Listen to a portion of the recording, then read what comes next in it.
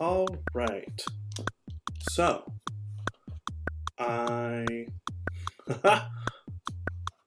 don't know how to do this. Looks like I have 0 viewers, which is cool. If you're out there, say hello. So, I have not streamed properly in like a decade. So this is kind of fun. This is new, different. Today I'm going to tackle this Sailor Moon redraw meme that everybody's been doing. I'm gonna tweet real quick.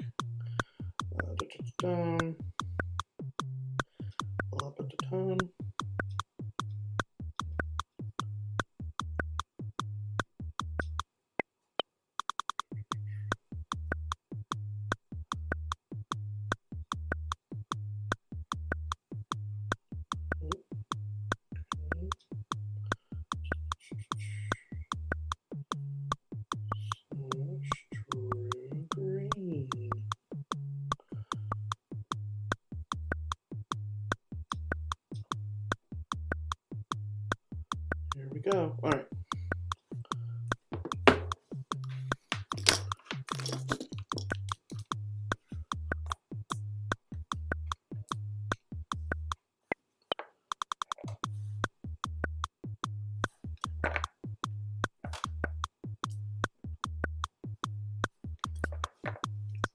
All right. Okay. So, thanks for showing up, whoever's here. It still says I have 0 viewers, which is fine. I don't know. Clearly I have a few. Sorry for the dead air for a moment. For anybody who is there, I truly did not know anybody was here. So yeah, I'm Drew Green, at King of Safari on Twitter and Instagram. I haven't done this in about probably 9 or 10 years. So, you know, it's kind of fun that we're doing this now. Today I'm drawing the Sailor Moon redraw meme that everybody's been kind of wild about. I don't know where it originated, but it's fun. And, you know, sometimes it's good to just draw something because it's fun. It doesn't always have to be serious. Doesn't always have to be important. The image in question, the image du jour, is this. I can't tell if she's crying or if she's sweating, so I think we're going to do like a nervous sweating kind of look. Obviously we're going to do this the way I would usually do things. We're gonna make her into a dude, which is either super insulting or really fun, I'm not sure.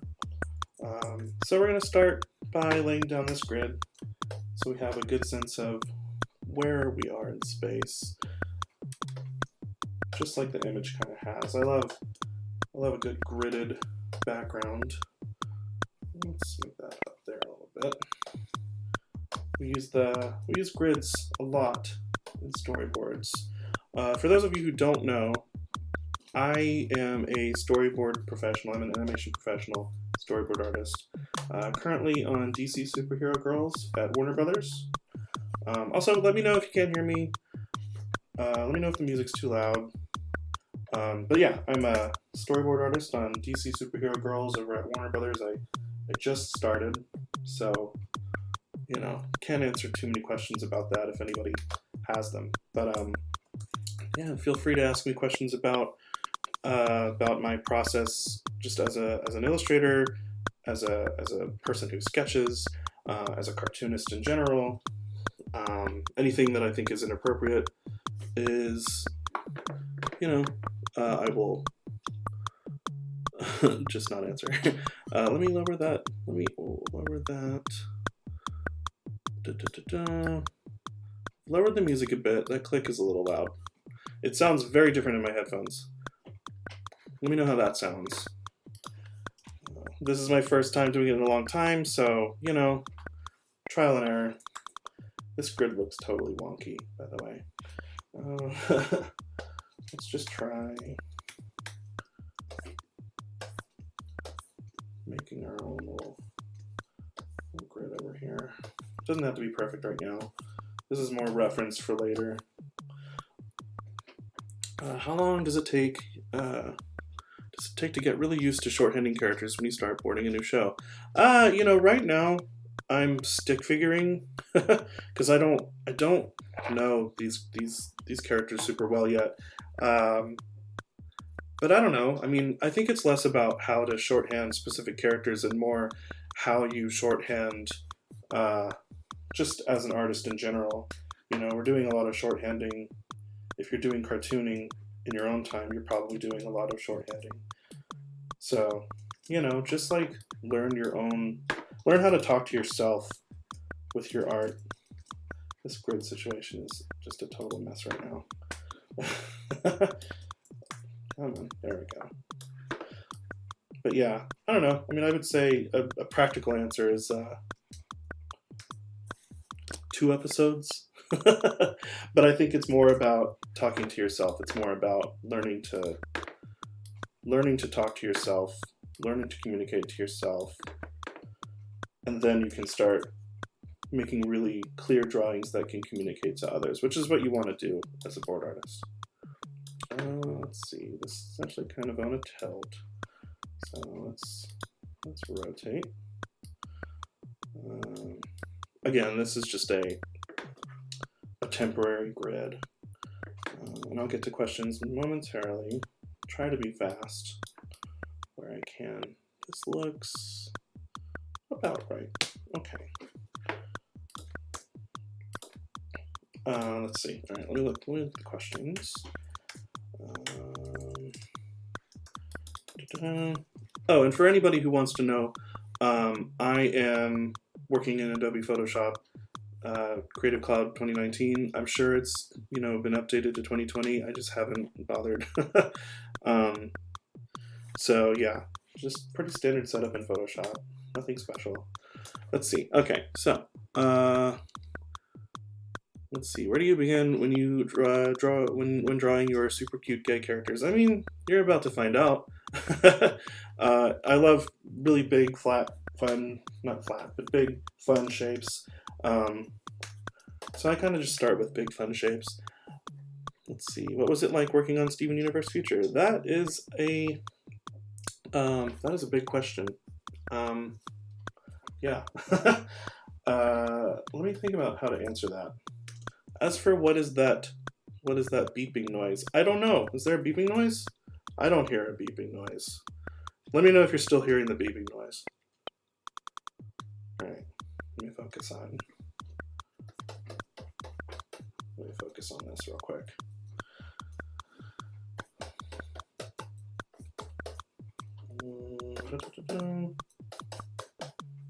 It will sound kind of like I'm attacking my Cintiq, but I am not. The metronome noise. So it's the music. I think the beat itself is overpowering the bass of the music, and now that it's been turned down, all you're hearing is the beat. So yeah, I'm new to making music. If it's absolutely driving everybody insane, then I'll just turn it off. It is not a big deal. Let's see. All right. So I'll talk a little bit while I'm drawing. I'm not really looking at the chat at the moment, but keep chatting if you want. Keep asking questions. Steven Universe Future was the hardest job I've ever had. It was not a negative experience, but it was an extremely difficult show to make. It is hard to make. It's hard to make something that's really good. Craig of the Creek was hard too. Battle Kitty, which you guys haven't seen yet, but you will. It's a really hard show. Really hard show to make because, when you want to make something that's really, really good, it usually comes with a billion notes and a billion passes. I don't necessarily believe in perfection in art, but when they're paying me to work extra hard, then I will. But yeah, I mean, the show is really great. Future it was a difficult experience to make it, but it turned out really great. Watching it was such a surreal experience. This show that I've been a fan of, like everybody else, for, you know, what, 6 years. And you know, when you're making it, you don't always know if it's going to come together nicely. And when it did, it was just, you know, it was incredible. I definitely got to work with some real professionals and some really, really cool people. And I get to say that I got to do that. So, yeah, you know, if you're looking to go into the industry, I would encourage you to go into projects that you're excited about with realistic expectations about what it's going to do to you and how hard it's going to be. But, you know, I wouldn't undo it. I wouldn't go back and choose to do something else. It was a really difficult experience just making it, but it was fully worth it. And yeah, you know, as a queer person, it's great. It's great to be able to say I got to do it. So let's see. Let me look at the chat. Okay, so let's see. Yeah, working on the Sailor Moon meme. Why not? It's fun. Let's see. Will the stream be saved? Yeah, the stream, I'm recording it now. I'm planning on putting it on YouTube. I don't know how to save things on Twitch yet. This is my first time ever using Twitch, but I'm sure we'll figure it out. But yeah, it'll definitely be on YouTube later. Let's see. Oh man, yeah, so a lot of people make things while they're on shows.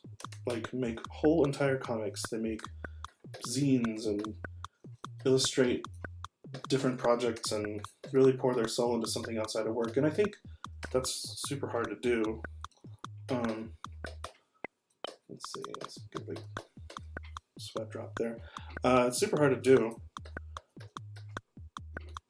And I think it's kind of important if you can. It's really great if you can do something that's meaningful to you outside of work. It's not good when you let yourself get really sucked into work. Let's just give him, for now, let's just give him the butt cut, you know? The 90s Sailor Moon butt cut. Let's see.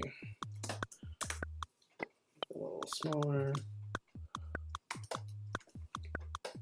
Let's make it cute though.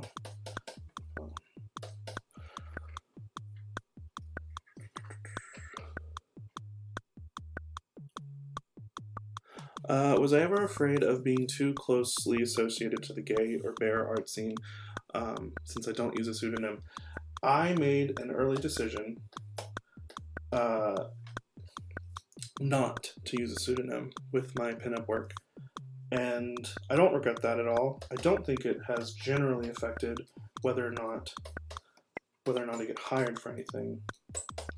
You know, I'm doing pretty well.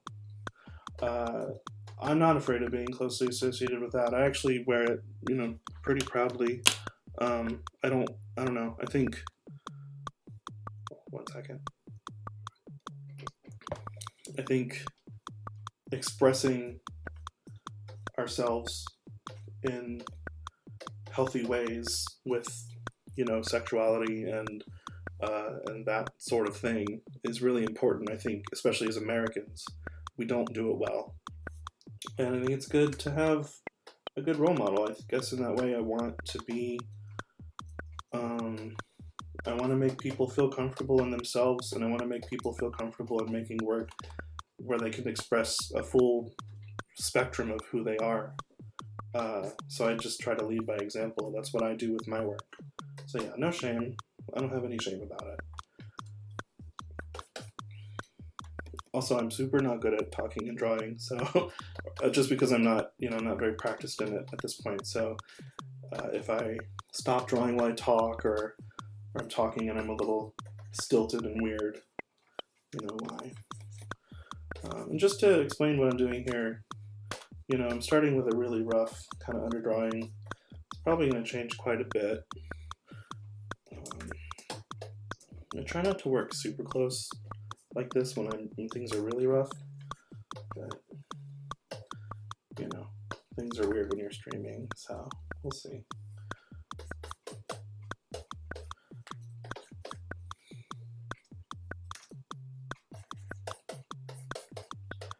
But yeah, I don't know. To get back to the question a little bit, in my experience, there are a lot of people in the industry who draw, you know, who draw erotic art, who draw similar kind of things. Most of them do use pseudonyms, or you know, or at least separate that part of themselves from their main stream of art. And I sort of do that. I have, you know, separate Drew Draws Pinups Twitter and everything, but it all kind of blends together anyway, just because that's mostly what I'm drawing in my free time. So, you know, I don't know. I just always felt I never felt discouraged, you know. I don't think there's anything wrong with it, obviously. I don't think, you know, I hope you don't either, for your own sake. Let's do this. This is more fun.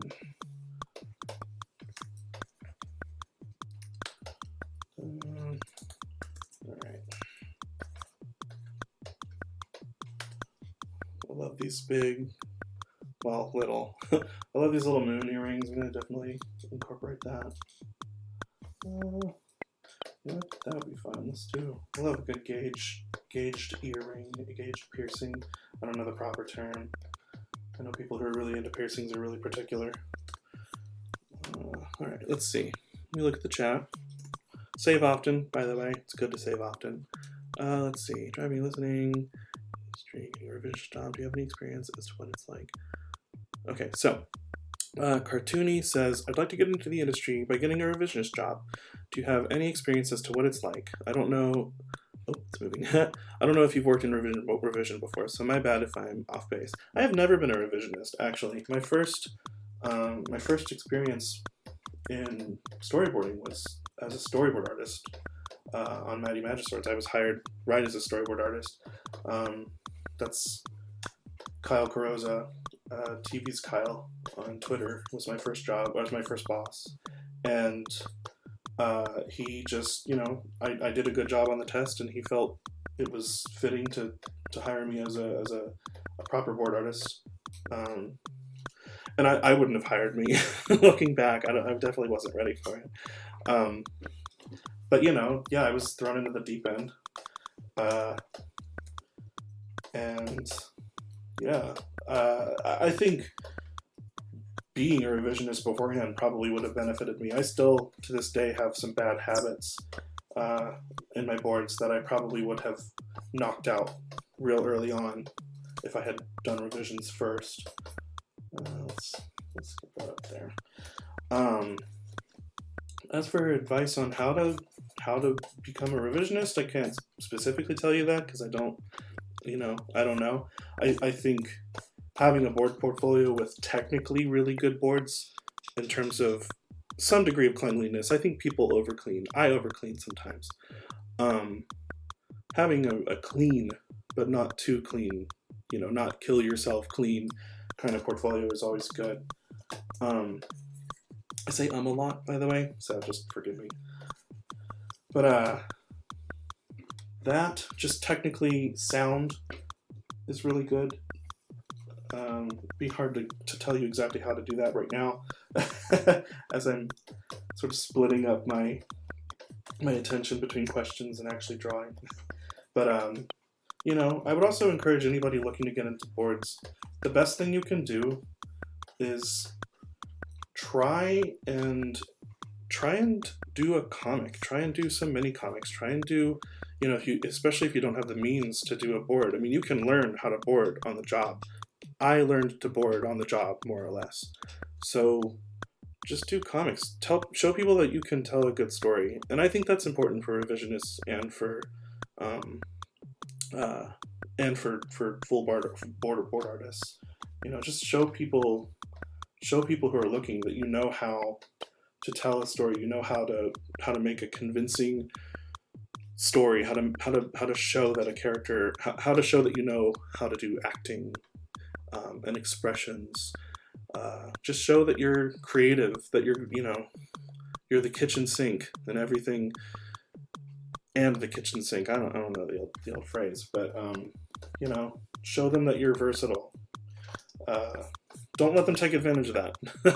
If you're a board artist, you should be boarding, and not like killing yourself trying to make it happen. But yeah, make comics, make a web comic, make zines. Show people that you want to tell stories and you know how. It makes a big difference. It's how I got my first job on Magiswords, and it's how I got my first Steven Universe test when they did the open call for that years ago, which was my first test, period. And it was the thing that showed me that I wanted to be boarding. So yeah, just show people that you want to tell stories and that you know how. And it's okay to make bad stories. Like, it's okay to just like make bad stuff at first. It's fine. So yeah, I hope that helps. And if you have any further questions, just put them in the comments. Let's see. Sorry. Let's see. Zethikin. I hope I pronounced that right. Sorry if you get this question a lot, but what kind of drawing tablet do you use? I use a Cintiq. I think it's 22 HD or something. I bought it, 5 years ago when I was on Magiswords, or 4 years ago probably. And it's held up well. Wacom's not the only company in town. They're not.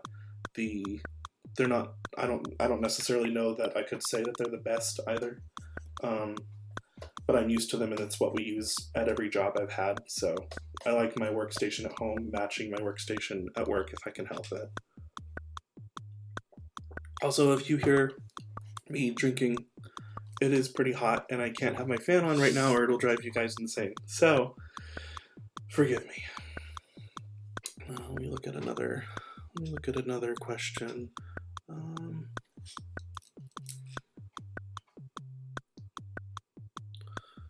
How old were you when you got your first boarding job? I'm 31 now. I was 26 now. Yes, 26. I moved here. I'm from Atlanta, Georgia. I moved here to Burbank, California in 2015, the end of 2015, or middle of 2015. So coming up on my 5-year anniversary next month in June. And I don't necessarily recommend this method for everybody, but I went to CTN in 2014, and I had an amazing time. I was really nervous at first, but I ended up having a really great time and feeling really validated by showing people my portfolio, getting really good notes, but realizing a lot of people knew me already, which was just really cool. And decided, as I had wanted to do for a while, that I wasn't making the living that I wanted in Atlanta. I wasn't making the art that I wanted. I was, mostly doing commissions. And, I really greatly appreciate all the people who wanted me to make work for them for so many years, but it just wasn't what I wanted. I kept seeing all of my online friends doing things that felt more important, and they had to just go out and do them. More important to them. I mean, everybody's idea of what's important, that's subjective. But I definitely wanted to work in cartoons. It's the one medium I can watch and be critical of and still really enjoy. And it's just it's just what I do. I draw cartoons. So I decided after going to CTN, I felt like moving to Burbank was a really something that I could probably pull off. And if I couldn't, then I could just go back home and live with my dad and find a place and live my life the way I was living it and try and find out ways to make it what I wanted it to be. But, I came out here somebody was kind enough to let me stay with them for a little bit, and that did not did not turn out that well for poor decisions made on both sides. I won't name any names, but yeah, you know, and I do thank them for that. But you know, I had a place to start, and I had a lot of lunches, and went to a lot of, you know, drink and draw kind of things, and met with people, and eventually it turned into an actual job. You know, being visible and being present, that's the most important thing that you can do for your career, I think. People take notice. Super duper _0 says, is it too late to start drawing for someone at their 30s? No, it's not. There's never a bad time to start drawing, and there's never a bad time to... I'm really new in this drawing, by the way. I don't know how I feel about it yet. There's never a bad time to start drawing. There's never a bad time to start being creative. Any way that you can express yourself is great. It's always going to feel better than not. So yeah, I think you should absolutely, you know, you should absolutely start drawing. You should absolutely start learning. There's a billion tutorials on YouTube. You know, there's a billion ways to learn. And, you know, right now, a lot of us have more free time than we would care to. So, why not?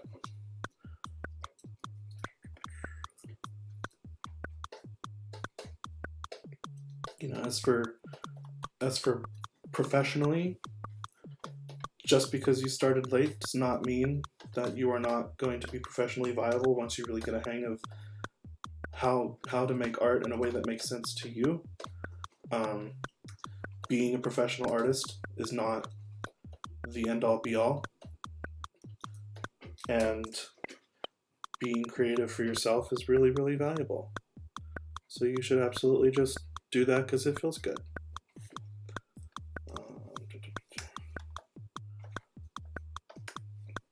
What do I want to do with this drawing? What do I want to do? He's looking cute so far. I don't think it's like, I don't know if it's quite, I don't know. I don't know if it's giving me the vibe I want yet. It's giving those cute shoulders. I've always loved Sailor Moon's weird, like, sort of Barbarella shoulder and knee and elbow joints. I think they're on her knees too. Just like puffy and spacey and silly. It's really great. These designs hold up really well. Let's see. Somebody says they want me to plug my cartooning brushes. Thank you, Noggin Bears. Yeah, so I do sell some cartooning brushes. They're kind of old at this point. I'm not one to use a lot of different kind of brushes. I tend to just stick to like hard round and soft round, and you'll see if I want to actually paint this image on the air, and so you'll see that in action. But I have them on Gumroad. If you want the link to them, I can send that to you later. Just send me a DM on Twitter or on Instagram, wherever you found me. I would get you the link right now, but you know, she's a little busy. Also, if you feel like jumping off the chat or jumping off the stream rather, there's no shame in that.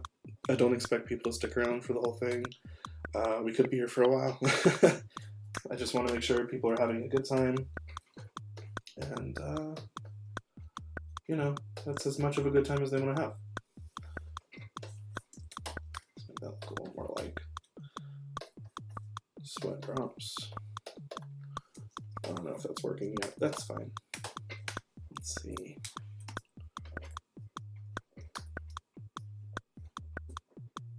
Oh, thank you, Noggin Bears. Feel free to keep the questions coming. I'll try and keep track of them. I might have missed a few, and I'm sorry. Let's see. Let's lower that. There is no shame, by the way, in using your lasso tools and using your transform tools if that's what you want to do to make your drawing more balanced, more in perspective, more what you want. There's no shame in that. So do not feel bad. Use the tools you have. They're there for a reason. No shame. We're going to be flipping this at some point, and it's probably going to look really bad. And that's okay. Let's give them a little more lash.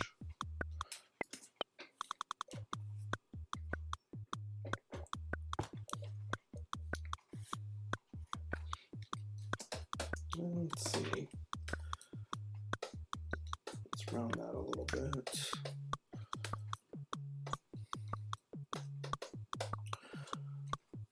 I want to try and honor the spirit of the original drawing. How can I do that here? It's coming along pretty good. That's a lot bigger. The visual left pupil is certainly much bigger than the visual right. Let's see, Noggin Bears asks, have you ever tried getting into 3D? Yeah, I have. Okay, so I have this problem in my life where I start a lot of projects, I try a lot of different mediums, creative mediums and outlets. And hello, the Jeff Ultra, thank you for joining. And I tend to get really frustrated that I'm not immediately good at them, which is not healthy. So what I do is I'll buy some like silly expensive thing like a piano or a guitar or a bunch of sculpting equipment, and then I'll try it and it won't go well and I'll drop it. And I call them depression hobbies. I don't know if I already said that. There's an episode of Steven Universe Future called Prickly Pear where this was directly, I did not inspire the episode, but when it landed in my lap, I was like, oh my god, this whole episode is just about Steven using plants as his depression hobby. Like, he's going way too into it, and he's screwing it up just by investing himself into it, and it's talking back to him in a way that I think real depression hobbies sort of do. That it's sort of like, when you're not good at the thing or when it's not going how you think, you know, the bad song or the bad sculpture or whatever just talks to you and says, like, you're doing this for the wrong reason.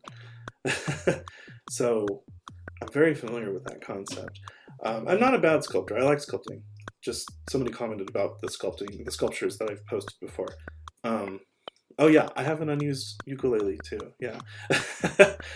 You know, I'll take it out every now and then and pluck it, and then I'll just be like, oh, you know, I'm bad at this. I don't know how to play this thing. So 3D is kind of like one of those depression hobbies, but thankfully, because I was trying it with Blender, which seems pretty intuitive and has a lot of really cool results for a lot of people, you know, it was free.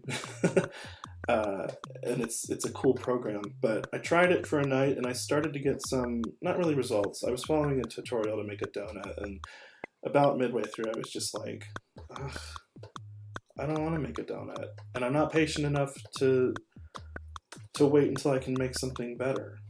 So I stopped. So, you know, I think I'm getting to that point in my life where I'm realizing that when things don't, oh yeah, you must know about the donut tutorial.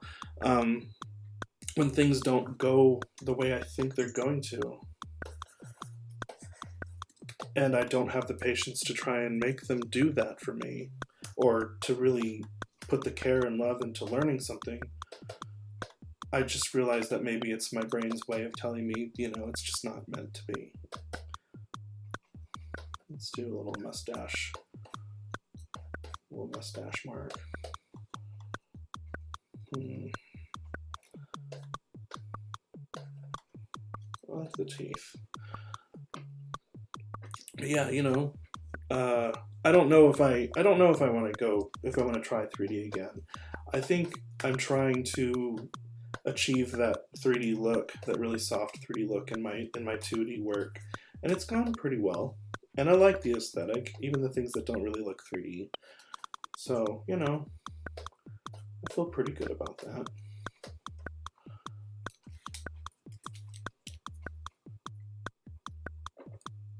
I can't think of any names right now, unfortunately, but I love seeing really good 3D, really good soft 3D cartooning. Just like beautiful, soft rendered, cute, appealing things. I love that. There's so many great artists like that on Twitter, and I wish I could think of some names right now. But yeah, that's a skill. That's a very difficult skill. All right, let's see.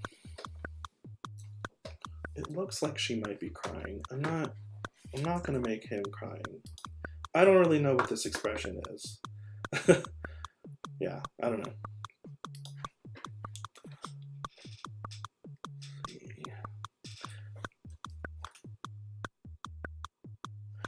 If you have any more questions, just let me know. Let's get rid of these for now. We'll come back to those. All right, how can we honor the spirit of the original drawing?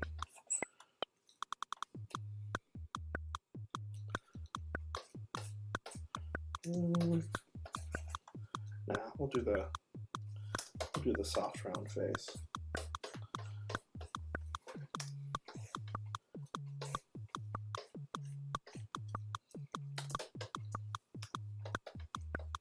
I usually wouldn't noodle a sketch this much, but you know, I'm also talking, so it's its own challenge.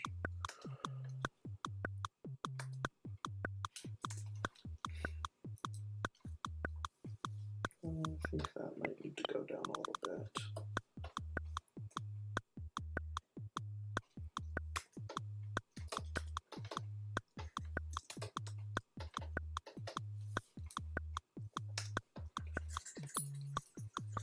Ugh, my Cintiq's tip squeaks a little bit. I need to replace it. It sort of scrubs against the screen.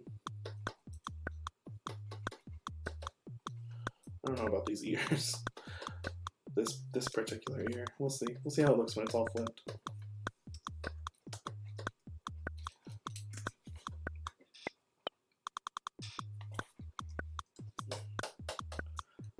Okay, let's see. What do we want to do here?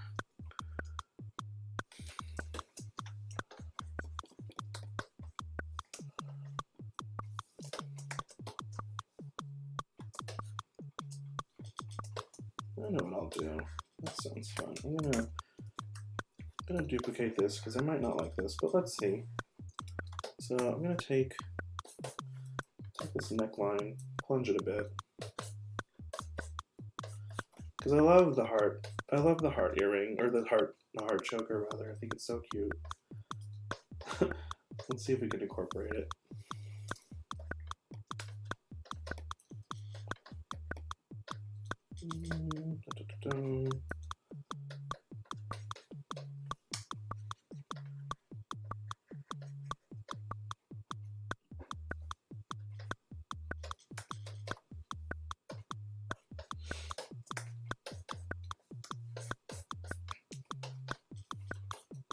Does she have like a, I can't recall, does she have like a, you know, a tie in the front of her sailor flap thing? I don't know what it's called.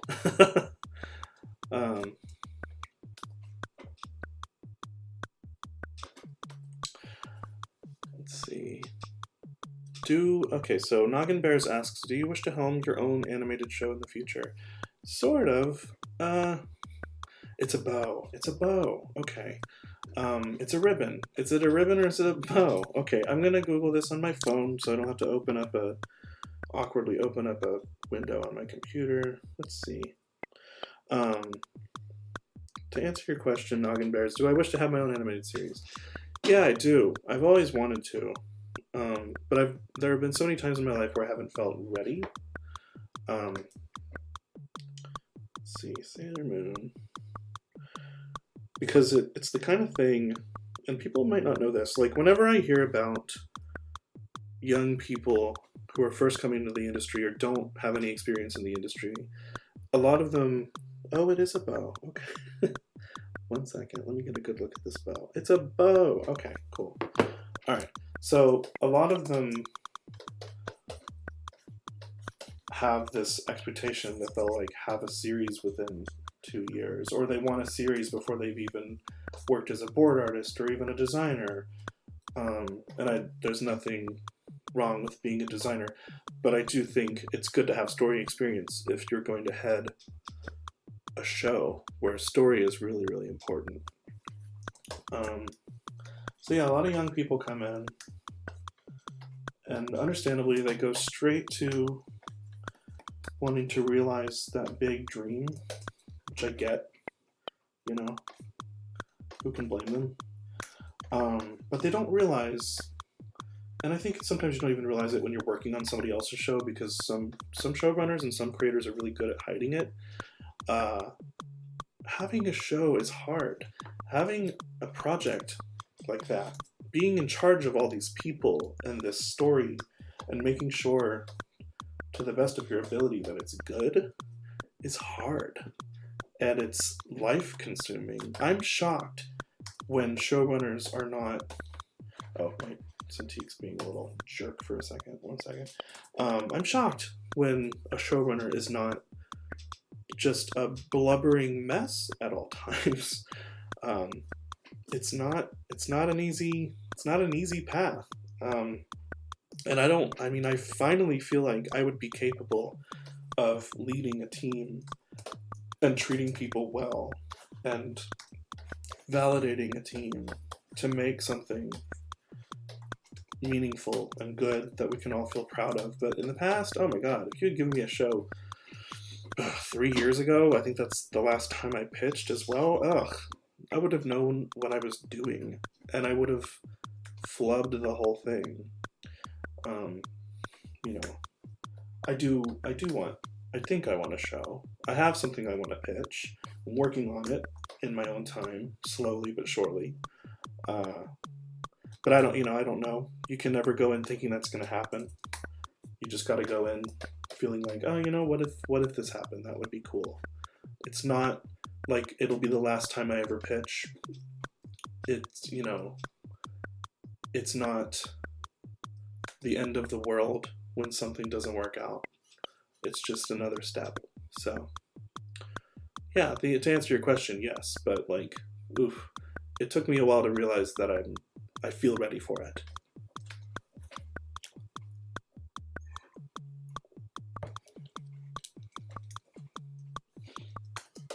Thank you for the question. It's a good one. Well, I get asked that question a lot. I think it's the expected route for a lot of people, but it's not always the right one. There are people in this industry who wisely are just really good at being a board artist or a character designer or a background painter, and just spend a lot of time perfecting that skill. And those people are worth a lot. Those people are the people that are in demand because they're really good at what they do. And there's nothing wrong with wanting to stop at that point and wanting to just be good at something. There's no shame in that. Some people also just want to make their own thing in their own time. So, there are a lot of different approaches, but I definitely think people start out thinking, oh man, I would love to have a show. And I think once you really get into the nitty-gritty of working in the industry, you start to realize, oh my god, no, not for a while. Not until I'm ready. It's like having a baby. Are you ever ready to have a baby? Probably not. I don't know. I don't want a baby, so whatever. Let's see. Alright, so what button do I have this as? Okay, so we flipped it. And you can see there's some balance issues. I'm probably gonna address that a little bit, kind of pull this up over here, pull these out a bit.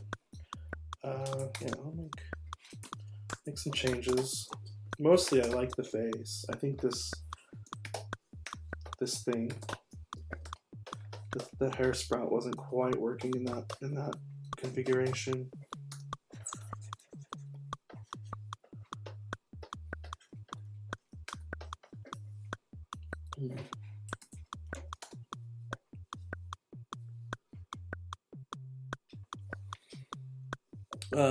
McIntyre McIntyre Wrath. Hello, thank you for joining. You mentioned that being a professional has always been something you've been terrified of.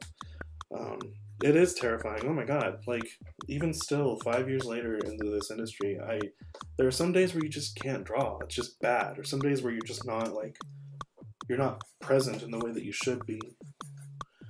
I really should have probably. No, this will do for now. You're just not present in the way you should be. It's such a deadline-driven industry. It's terrifying. Oh my god. So I don't blame you. Let's see. Let's go a little thinner this time.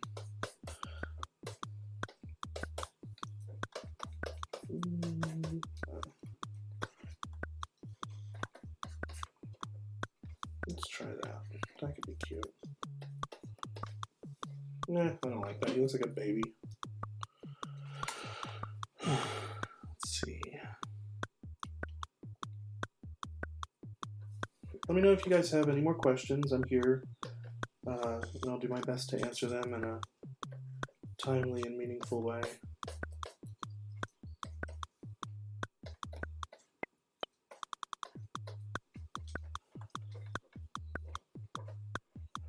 I'm not so worried about the direction of where the original drawing is looking, but I'll try.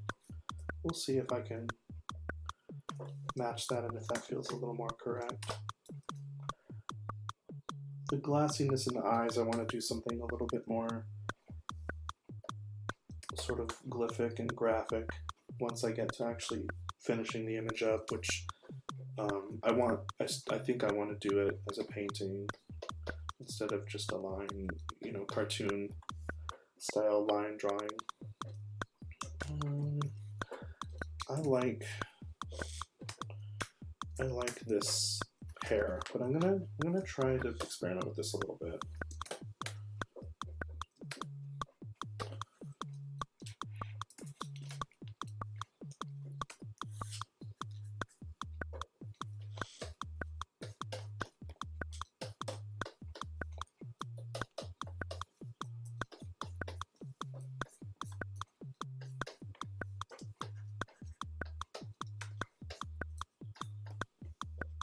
Oh yeah, there we go. It's like anime boy hair. That feels more true to the spirit of the thing, I think. So let's try that.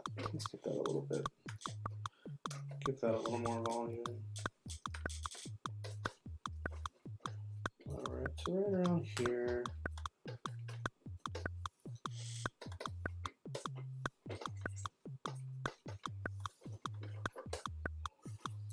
Okay. I don't know about that.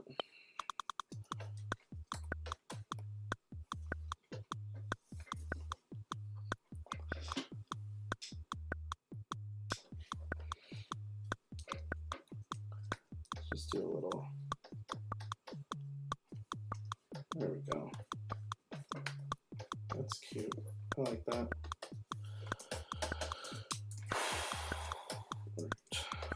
Let's bring this up a bit, just add a little more balance.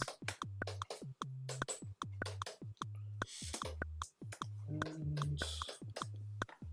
bring that in a little bit.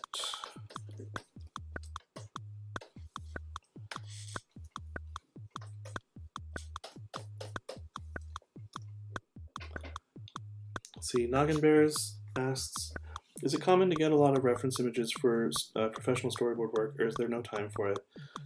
Well, when you say reference image, that can mean a couple of different things. So it's some shows, they have a, I'm just going to say it, they have a better schedule so that the board artists aren't designing so many things on the fly. And they'll have pre-design and sometimes design prepared for new characters and new locations of an episode before we start boarding it, which is really preferable. Sometimes you're going to be designing on the fly a little bit, that's normal, but you don't want to do too much of it because it's not your job. And if it's not your job, it means you're not the best person to be doing it, typically. As far as gathering reference on my own. I mean, I try to do that where I can. I don't use enough reference, but I use some. It's good. It's good to do. You know, reference always makes your drawings better. It just does. Let's see. Let's put that there.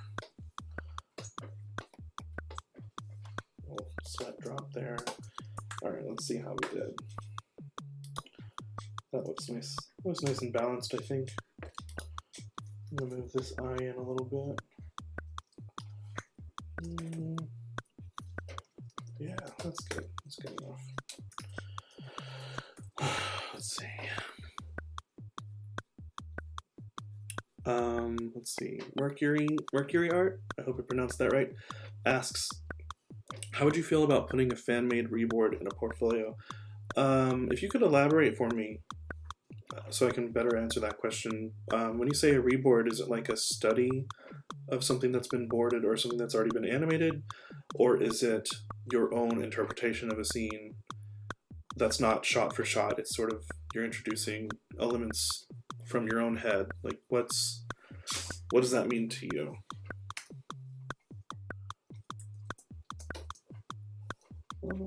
Try something with that.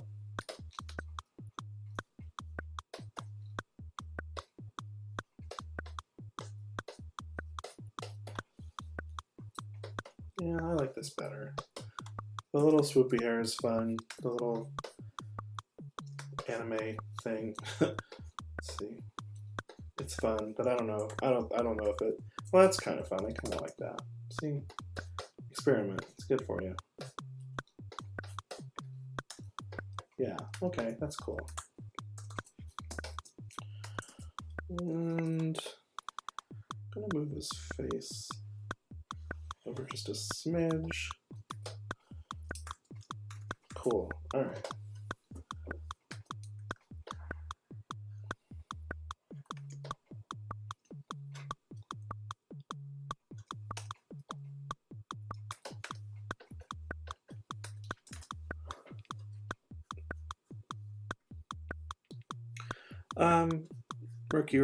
Mercury Art says, like, if you really liked Let It Go and reinterpreted it.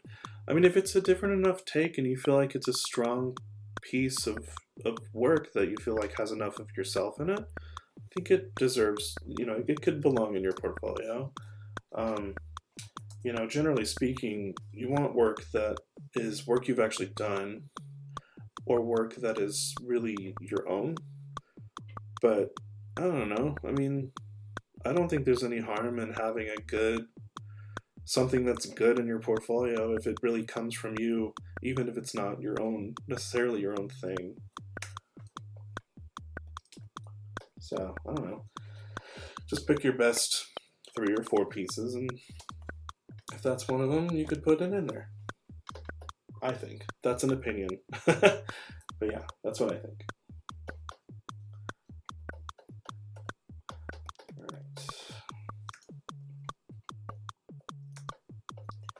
Alright, let me look at the questions one more time.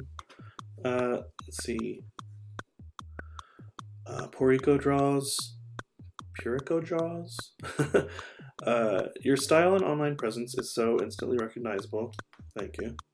Did you ever feel pressure to develop a unique art style, and finding your own brand, your online brand? Yeah. Visibility is really important to continued work, and I want to work in a way that feels authentic to me, but also instantly recognizable, hopefully. I don't always feel like my art feels entirely mine. I've been compared to a lot of things. So, you know, that's its own challenge. But yeah, I mean, you know, the nature of my work itself is sort of like an easy thing to brand around, I think. You know, branding's important is what I'm saying. Okay. I don't know if that's at all satisfying. If you want me to elaborate in some way, let me know and I can try. Let's see. Okay, so here's where we're at with the drawing now. We're going to flip it. Looks pretty good. It's never going to look good the other way, or I don't think it's ever going to be perfectly flippable, generally speaking. That's pretty normal, at least for me. But I feel pretty good about it. This is the sketch. I usually wouldn't take this long to do the sketch, but this is what we got for now. So what I'm going to do is I'm going to put all of my sketch stuff into a single folder in my layers palette over here. I'm going to name it sketch. I'm pretty organized when I work, I try. And I'm going to paint this. That's the plan. I want to do a painting instead of just a cartoon line drawing with flat colors, which I love. But this time I want to do a painting. I think if I come back and I don't want to, don't judge me too harsh. What I'm going to do right now is I'm going to take a 5-minute break so I can just stretch my legs. I've been drawing for almost an hour, which is shocking for this image. But I'm going to get up, I'm going to take a quick break, I'm going to turn the air on for a few minutes, just 5 minutes, and I'll be right back.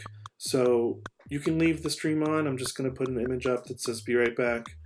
And it'd be great if you could, if you could continue to join me. Feel free to leave more questions and I'll get to them when I get back. But yeah, I'll be back in 5 minutes, and I really appreciate you being here. So thank you, and I will see you shortly. If I can find my mouse. There's my mouse. Okay, I hope this works.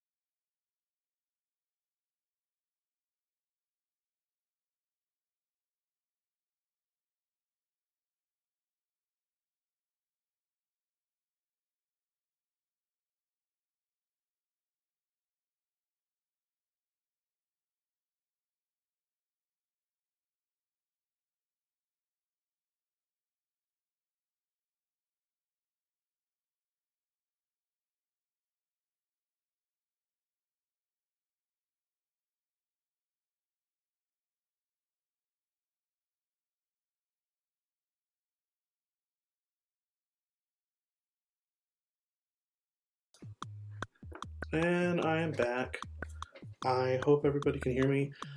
Let me know if you can't, or I mean, how would you know if I'm saying anything? But if you can hear me, just say something, and you'll know that I'll know that you can hear me, which is cool.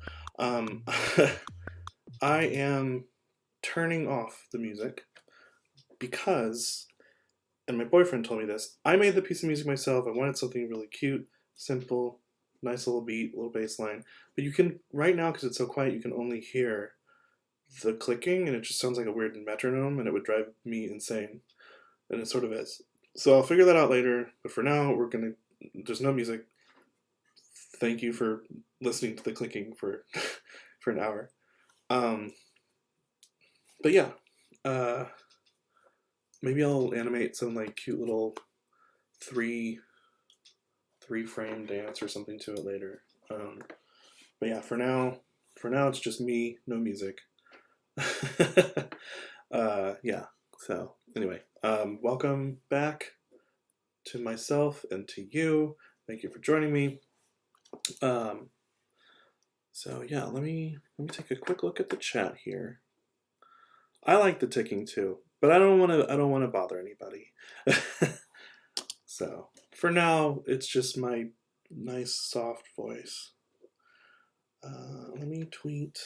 No, I'm not gonna tweet. I don't need to tweet. People will be here they won't. It's all good. So yeah, let me know. Let me know if let me know if you have any questions, and I will do my best to answer them. And I'll get to those shortly. I am going to explain what the next step is. This is kind of the boring-ish part. This is the part where I lay down flat colors because I'm going to be painting this one. I don't want to be too precious about it. Hopefully, we'll see. But yeah, right now I'm going to lay down some flat colors. It doesn't take that much focus, so I should be able to answer questions pretty easily. So yeah, just let me know. Let me know if you have any questions. Let me. Oh, just to talk about my process a bit, I'm gonna take the character down to 10% opacity in the sketch folder. The whole folder is 10%, and I'm gonna lay down the base colors underneath. So what I do is I create a folder for character, and the background will be in a different folder, and then I make a layer for each color that I'm gonna do. So in this case, we're gonna do body.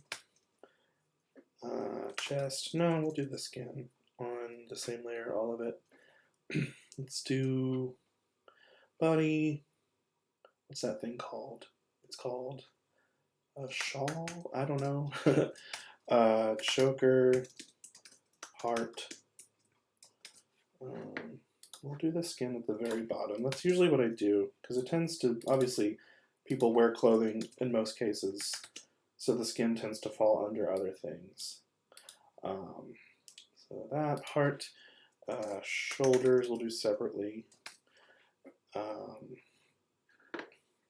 know what, maybe I should do right shoulder, and then this one will be left shoulder.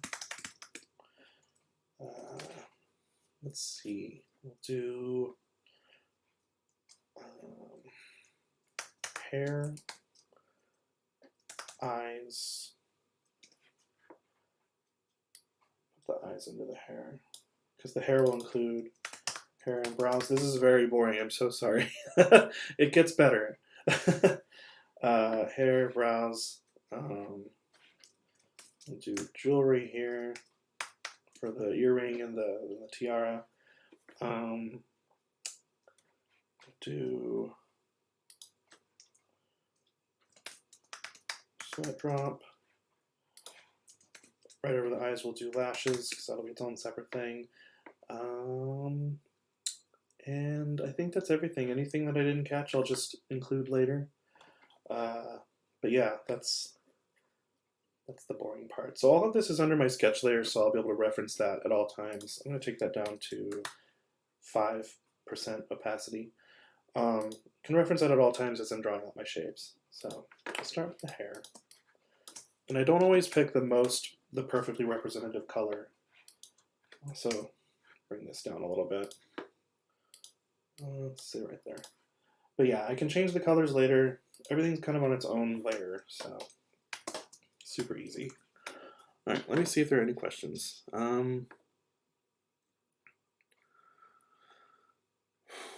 Let's see. Silver Tiburon asks, what's one method do you try to implement to finish pieces in a reasonable time? I don't finish pieces in a reasonable time. I feel like I am equal parts fast and slow. I'm even slower right now because I'm, you know, talking and drawing at the same time. But I don't know.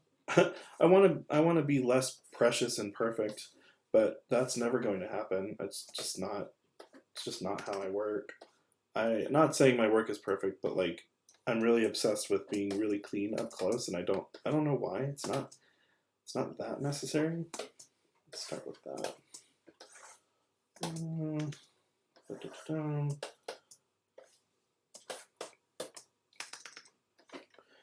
Change my brush sizes on the fly a lot with the bracket buttons, the bracket keys on the keyboard.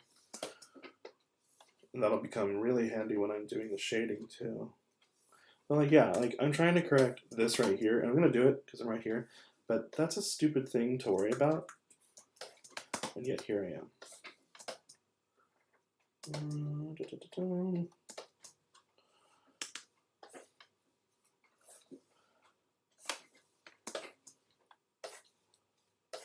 We'll just bring that all the way over here.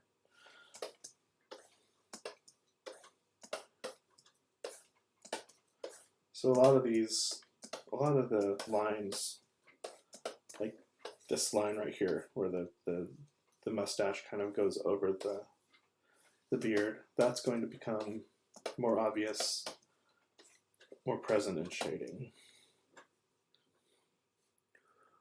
Let's see. Question from Purico Draws. Would you ever like to work on a feature-length film? Would you prefer an indie project or a big studio project like Disney? I've never worked in feature. I really like the format of TV. I watch movies sometimes, but I don't prefer it. I actually just prefer to sit and watch a show, animated or live action. I like to have the time to get really invested in the character. And the idea of boarding, like reboarding something a billion times over the course of however long it takes to board a movie, a feature project, sounds really maddening to me. So, I'm not saying I would never do it, but I am saying that I don't necessarily know that it would be right for me. And as far as whether or not I'd like to work, if I worked on feature, if I wanted to work with an indie studio or with a bigger studio, a lot of the indie studios are not guild, they're not union rather, which means that I could potentially take a job that doesn't include benefits like healthcare and, you know, decent pay sometimes. So while I do appreciate the chutzpah of smaller studios, I would have a hard time accepting a job that did not include the support of the union, because that comes with a lot of very vital benefits. I'm very lucky to have things like health insurance. That's, unfortunately, it's not a right in the United States. So, yeah, I try and keep having that. Some of these shapes are going to be really frustrating watching me try to get. Thank you for your patience. Let's see, there was another question up there. Cortuni says, "What was moving to Burbank like? I'd be coming from far away too, and the move is very scary to me." You know, Burbank is really expensive. It's really expensive. It doesn't have. It's very safe, but it's not very cultured. Unless you really know where to look. I'm going to change my brushes, by the way, to just flat. No pressure. Anyway, yeah, Burbank, it is very safe, which is cool. I've lived in some pretty dangerous areas in my life. I don't like that feeling. But it's kind of uncultured. So like you have a lot of downtown Burbank is almost entirely just like it's a lot of chain restaurants. It's a lot of expensive food for dumb white people. But you know, like I said, it's safe. The jobs are here, so most of the jobs are really accessible in Burbank, which is cool in terms of commute, which I like. And you know, yeah, it's, you know, the weather's all right. It's really sunny all the time. The people are all right. But I think there are a lot of conservative people here, which is not really my jam, but I don't know a lot of them because I work in an industry that is mostly very liberal people. But yeah, I like Burbank. I do. I like that, you know, I'm on a bad traffic day, usually half hour to 40 minutes into LA, but on a good traffic day, it's 15 to 20. And there's a lot to do in Los Angeles. So I like that. Alright, so that's our hair layer. It'll change. It'll probably change. Oh, I need the brows. Let's see. Okay, so let me see if I'm if I'm missing any questions. Not currently. No questions. Yeah, just let me know if you have any more questions, and I'll keep working, and I'll be here.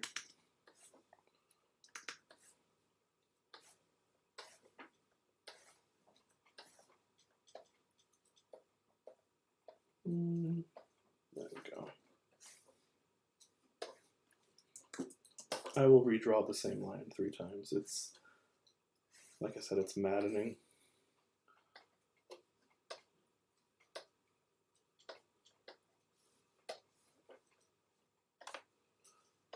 Let's pull that here.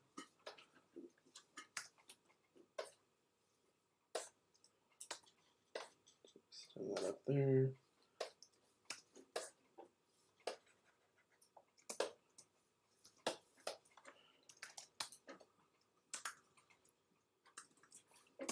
Cool. Go ahead and add that sweat drop. We'll just do blue for now.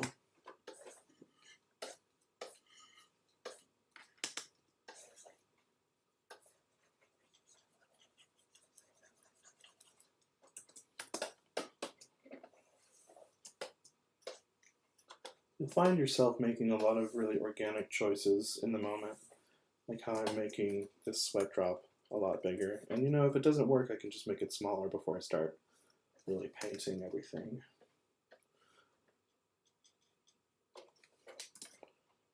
And remember to save often. Okay, so let's see. Thanks for joining. Thank you, Cartoony. You're probably already gone, but thank you for watching. Noggin Bears asks, have you ever tried Procreate? Yeah, I have an iPad Pro and I really like it. I don't draw in it a lot. I don't make a lot of finished work in it, certainly, but I really like. It's a fantastic sketchbook, you know. I miss going places and drawing out in public. Can't really do that right now. But yeah, Procreate's great. It's really, you know, it's really sort of, it's simple, but it doesn't lack features. I think it's really good at having a lot of options available in a very intuitive way at all times. I think it's great. And some people are really good at making finished work in it. I think the form factor of an iPad is better as a sketchbook for me. But there are some people out there who are making professional finished comic pages in Procreate, and you know, if a lot of us could board in it, we probably would. There's probably a way to. But yeah, it's great. It's a great program. We'll take that there.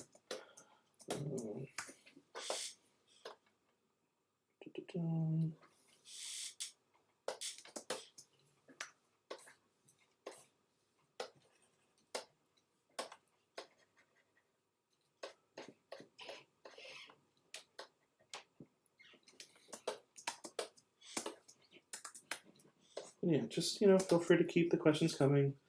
Like I said, I'm here to answer.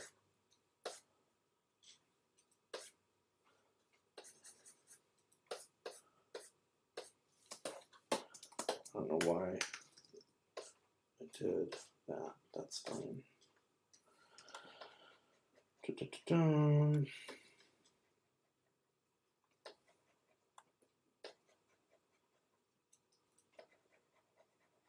Yeah, like I said, I'm a bit of a perfectionist when it comes to blocking out these shapes and stuff. I really shouldn't be. And we'll make that just one nice big circle for now.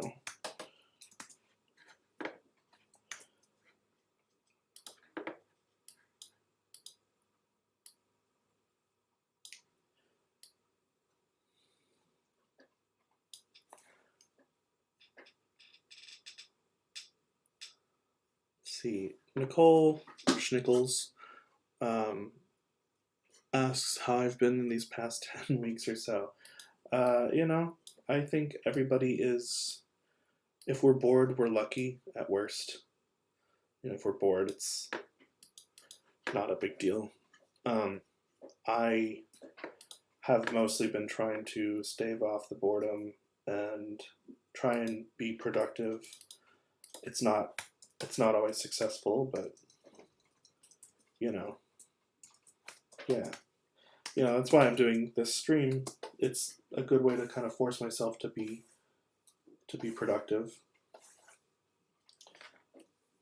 But yeah, I've mostly just been trying to stay sane and busy. Obviously I have a job now. For a couple weeks I had a couple weeks off between Battle Kitty and DC Superhero Girls. I'm tired of cooking. I like cooking, but I'm really tired of doing that. That's definitely something I would like to not have to do as much.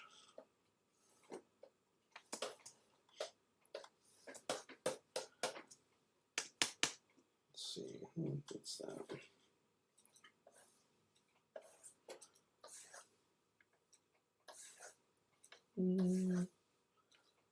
We'll have them be separate. I do a lot of eyes together now. That's something I got from Battle Kitty, but we'll do these ones close, but separate. 1 second. Let's see. Yeah. Yeah. Lots of cooking. We've been rewatching all of Drag Race. Thomas is right there in the chat. That's my boyfriend.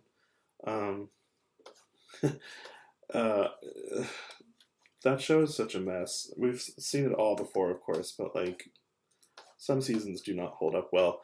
We are just not going to rewatch season 11. It's bad. Ugh.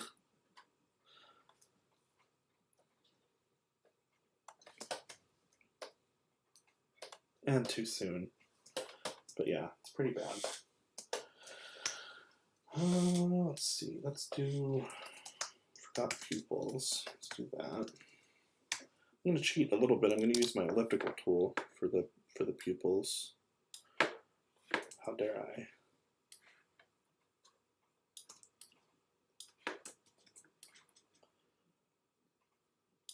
Saves me a bit of trouble. I could sit here for 10 minutes trying to get the eyes exactly right, and I usually would with just drawing them, and I don't know why. I could just do the elliptical tool.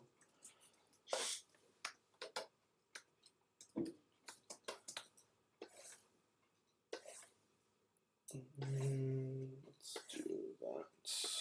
There we go. Yeah, that's good.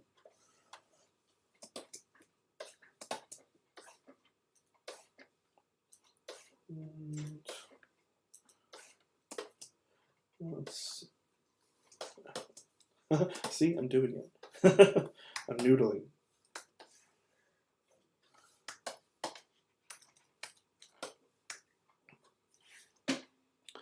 Let's see. My pick for season 12 for the winner. I'm rooting for Crystal. I think Gigi will probably win. I wouldn't be mad at any of them winning. I think they're all three extremely talented. Yeah, it's that almost never happens, but I think it's the best top three they've had. And oh, am I on an empty layer? No. What the hell? 1 second. Oh, there we go. All right, whatever. Yeah, I think it's a really great top three, and I think season 12 is like insanely good. I think it's the best season since 6, which was my previous favorite. All right, coming along. Let's do mouth. Forgot about that.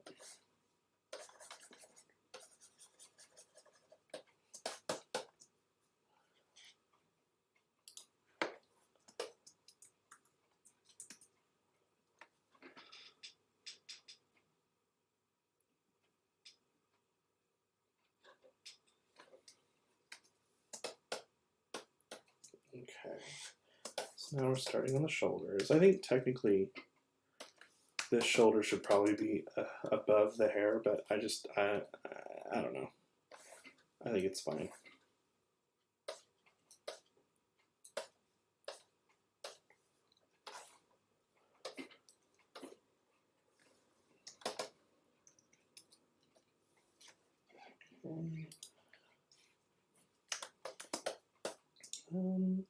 I'll do the heart on the same layer as the jewelry. So what I like to do, just the heart, what I like to do if I can is keep things of the same color on the same layer so that it's just easier than going back and having to pick the same colors again to shade with.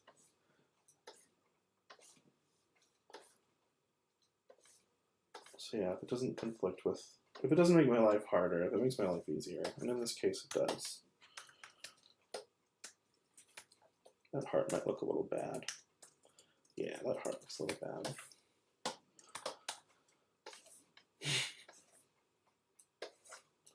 Let's see.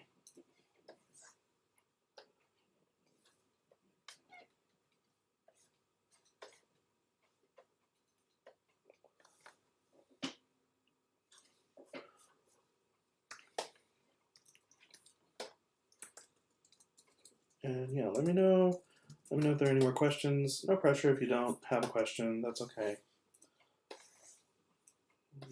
Come on, heart. Come on, heart. Yeah, come on. There we go. Good enough. I say that and then I go, quote unquote, fix it even more.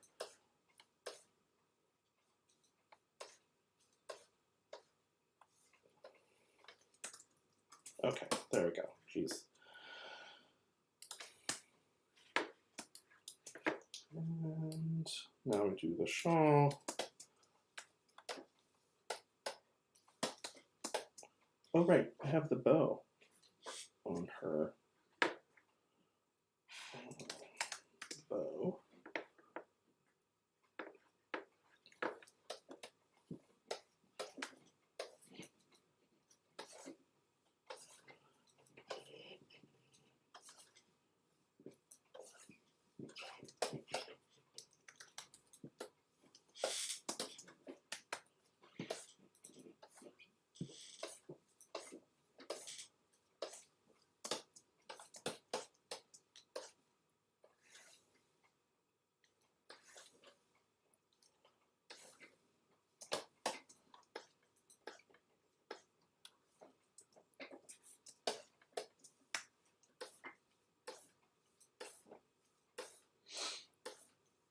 Come on, there we go.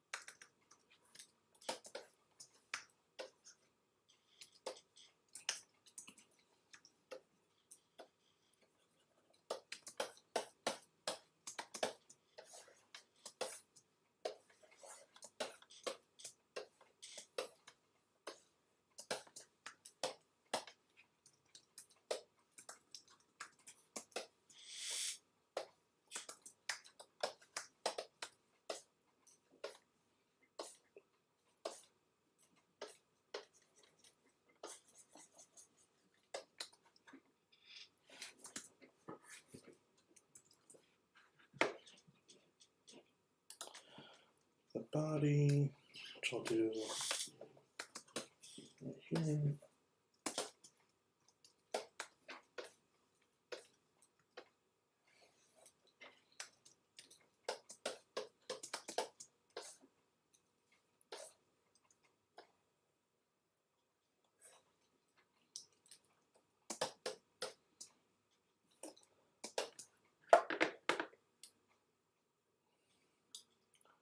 And the shoulder.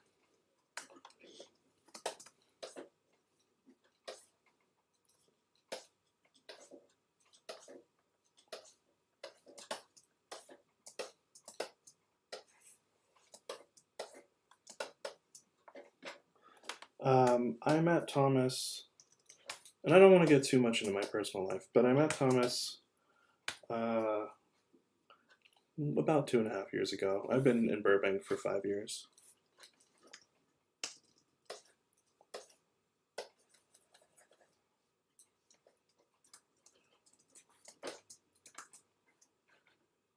And finally, the skin. All right. Let's see.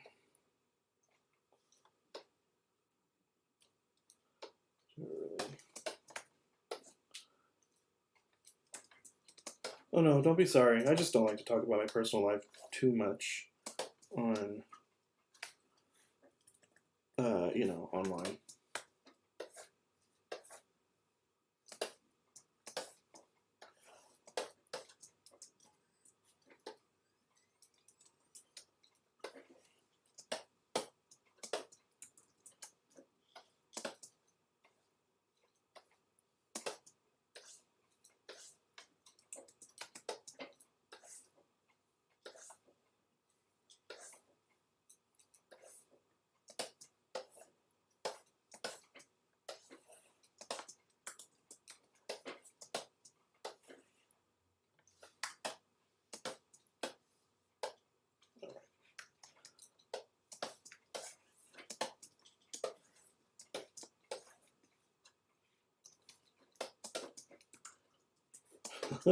Looks so weird right now. Alright. So we turn off the sketch. That's how it looks. I'm just going to color pick this floor. There we go. So yeah, we're getting there. It looks super weird right now.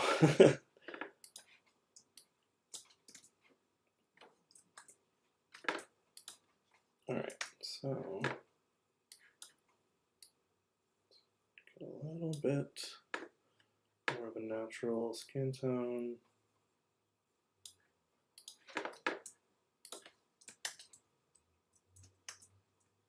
Okay.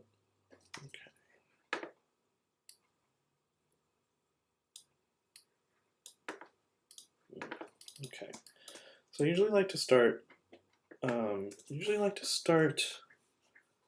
coloring at the skin. That's the most sort of human part. It feels, you know, that's the part where you really see the person coming through. So I'm going to start shading. I like to start with the blush. Oops,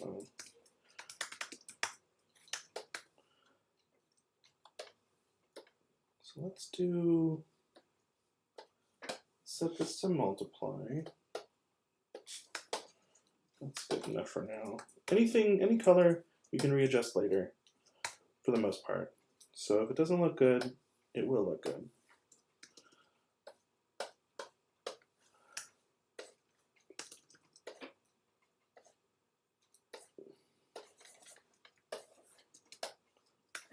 So thank you for joining Purica Draws. It's been a delight. And yeah, I'm planning on uploading the finished work to YouTube, so if you didn't get to catch all of it, it should be available later. And you can see it on my Twitter and my Instagram when it's done, the actual image. So thank you for joining. Really appreciate it. Let's do nice blush cheeks. I'm gonna turn my reference, my sketch layer back on. I'm going to take it down to 3 so you can just barely see it.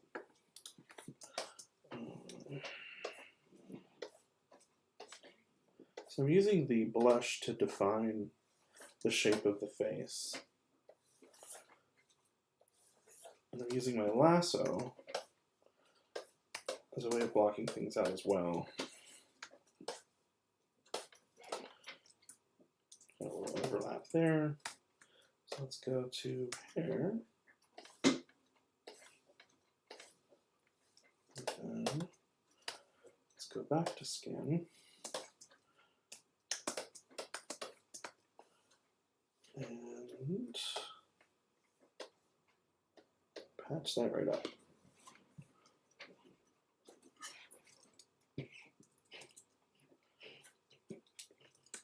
We'll add a little color in the lips too. Cool. All right. For now, I'll turn that back off. So yeah, we're already starting to get a little form in the face. The blush is really, really blushy. So let's try to bring that up a little bit. What I do like to do is I like to bring that color up, and then sometimes I'll go back in and I'll just lock the layer with this little button right here. And you can just sort of brush in a little bit more of that. It gives it more dimension in some of those really, really blushy areas. That's fun. All right. Let me see how I feel. I know what we'll do. So let's make the brows and the beard a little darker. Believe it or not, that's a thing that some people have, myself included. My hair, as it used to be, was blonde. I mean, I still have it technically, but I'm mostly bald. And my beard is rather dark. Yeah, that's kind of fun. Nice and bright. There we go.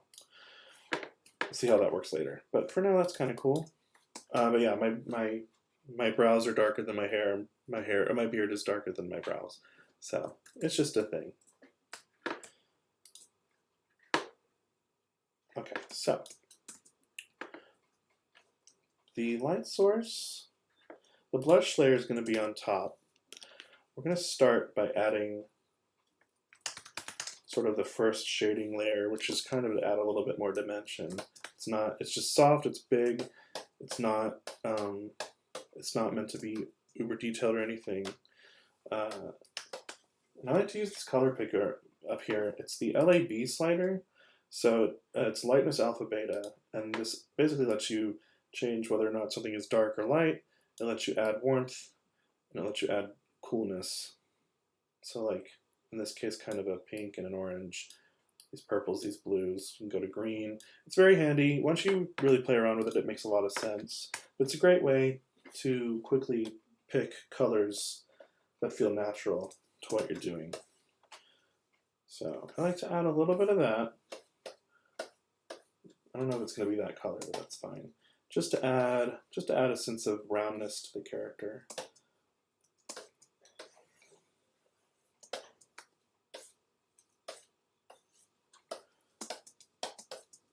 And just sort of block in parts that will be shaded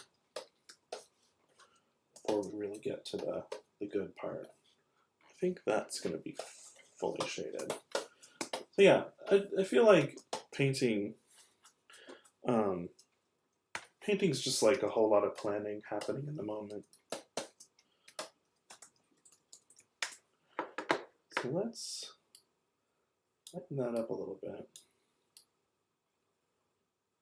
And yeah, you can almost barely see it, but it'll make a difference in the long run.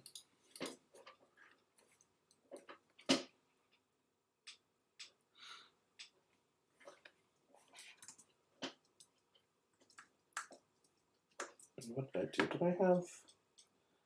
I give him the teeth? Yeah, he's got teeth. So let's go back to the mouth because it looks a little weird. We'll just block in some teeth there.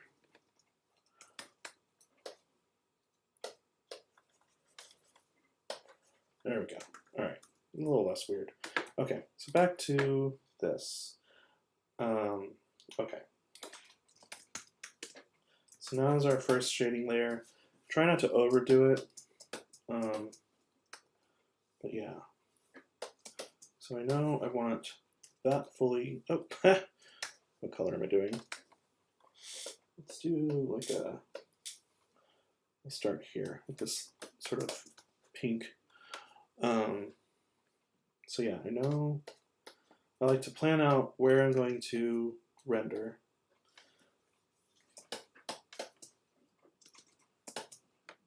I'm not doing a whole lot of that over here, actually, because I guess the light source is just right at the face, pointing directly at it.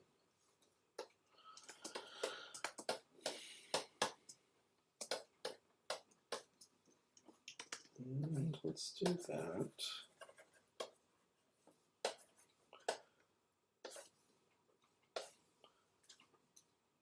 I'll do that. I'm not worried about that.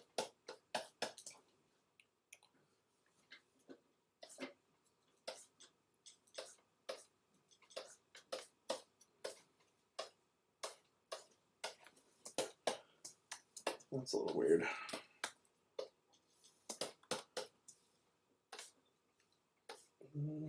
A little bit over here.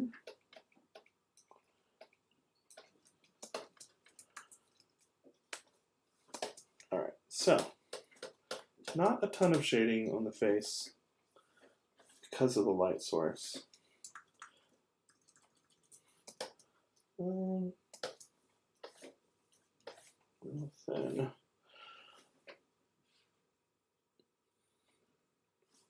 Okay, so Mikey, Sweet and Sour Dork, asks, I don't know if I ever asked this, but did you grow up watching Sailor Moon, or was it always just an iconic series that was in the ether you knew about?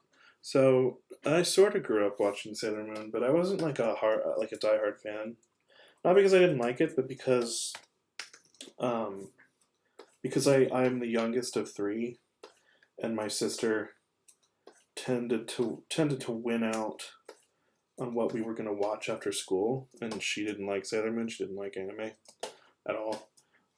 So what would happen is I'd get my hair pulled, literally, until we watched Total Request Live.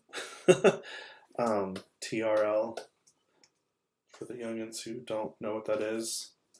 It was a daily music video drop on MTV, and it was bad.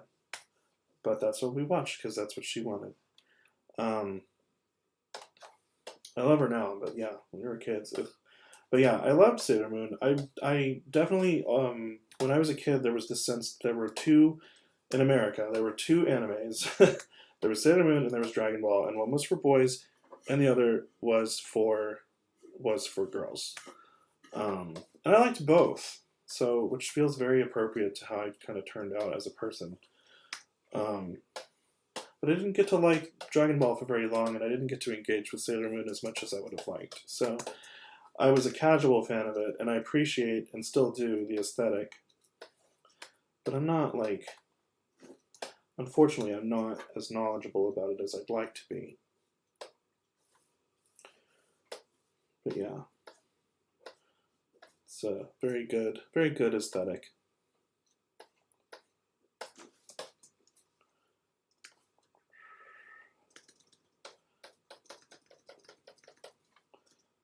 Add a little bit of shading right here, just to give that sort of earring, or the piercing, the impression that it's sitting right there in the ear.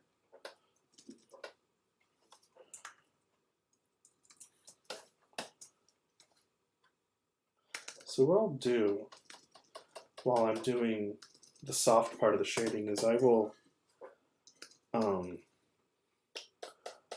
start usually with a smaller brush, and as I go, I will make it larger with the bracket keys just as I paint, so that it kind of gives that impression of like this, you know, this fanning out shading right here. That's usually how I work. So you'll see starting out small and then just hammering that button while I draw, while I paint.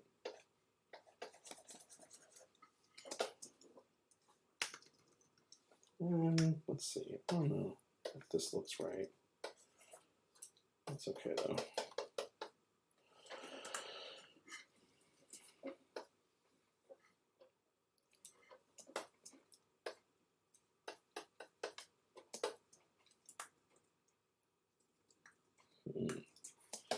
This one's kind of tricky. The light source is a little strange.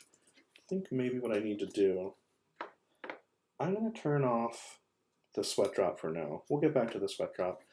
And I'm going to put a little more shading on this side over here because I think maybe the lack of it makes this, really flattens this thing out. And I don't want that.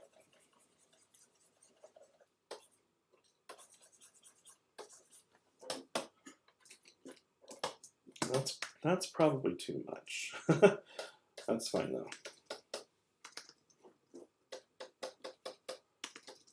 We'll figure it out.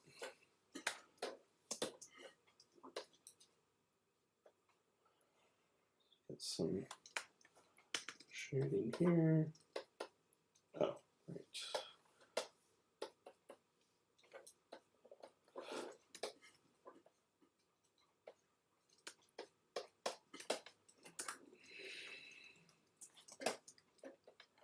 A little bit here.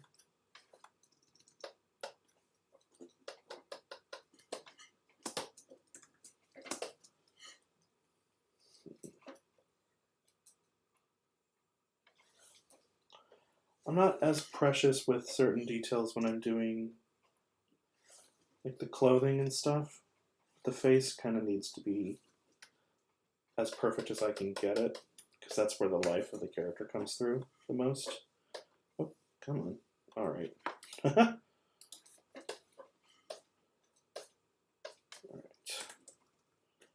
So try to get that really right.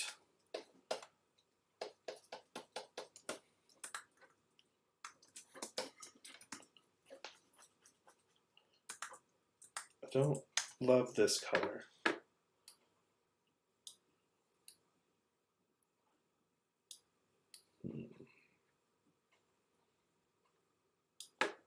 Try a blue.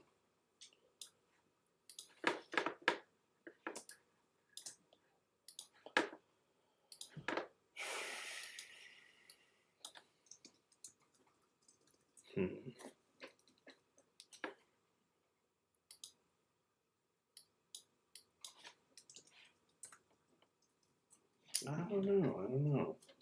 It's darker. Yeah, we'll return to this color. We'll return to the face in a bit. Let's go somewhere else for now. So I usually go anything related to the face, including the hair. I'll usually do that second.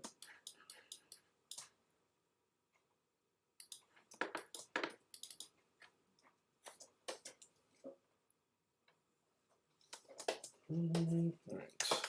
And again, let's do a dimension layer. I'm going to do this in multiply because the hair is different colors. Let's do this kind of pink color for now.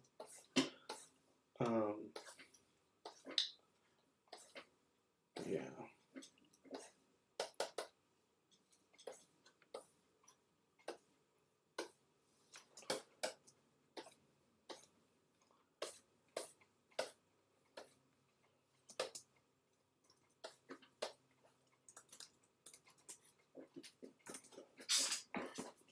And yeah, if you're just joining, feel free to ask any questions, and I'll do my best to answer.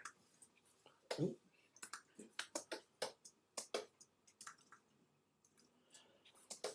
I'm gonna go a little lighter on that.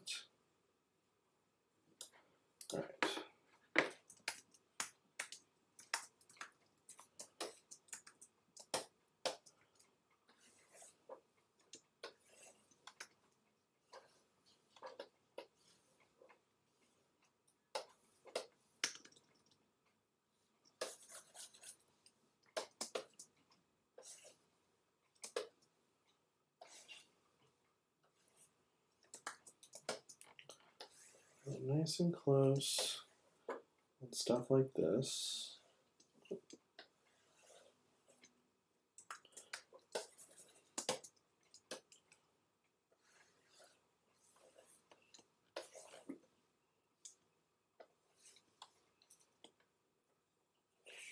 All right.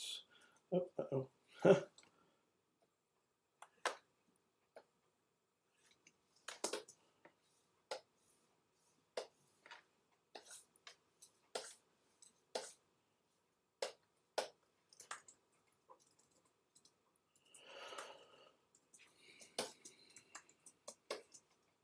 Try something here.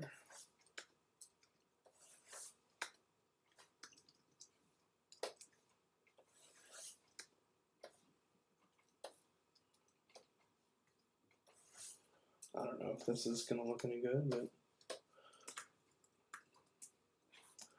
I don't know.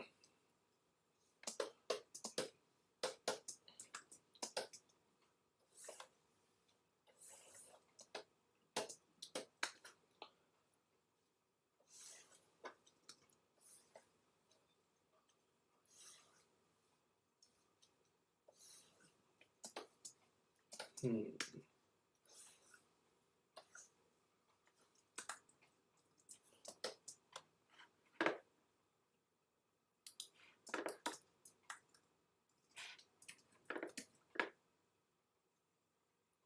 don't really need to do that.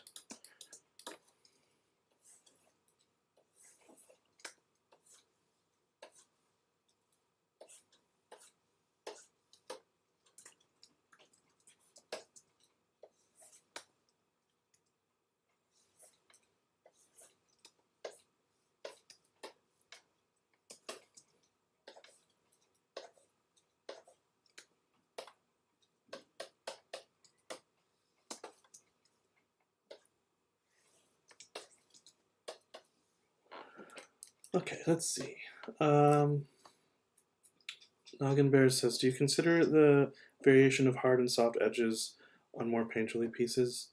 Let's see. I'm not quite sure how to answer that. I feel like I have a pretty good mixture of both. I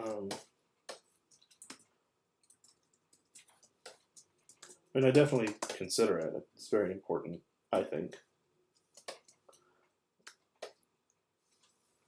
Oh, wait, this is multiply. There we go.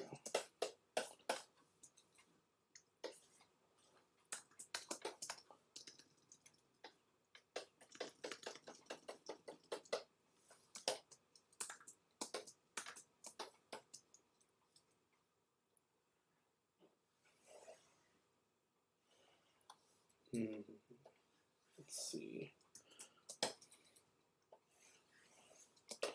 This might make him look like he's smiling. We'll try it anyway. Yeah, that's good.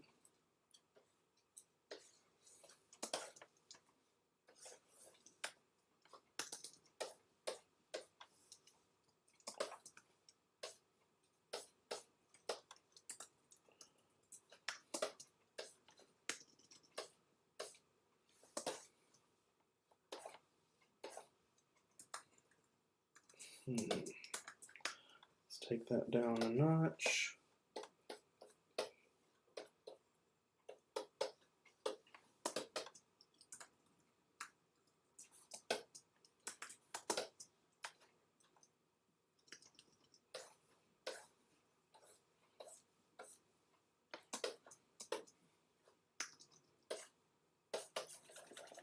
All right, we're like shading all the way over here.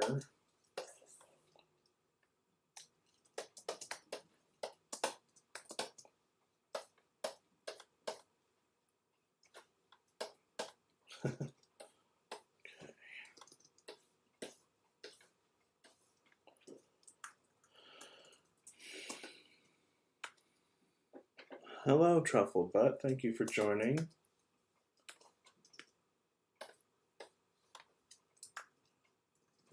Let's see. I don't know about that.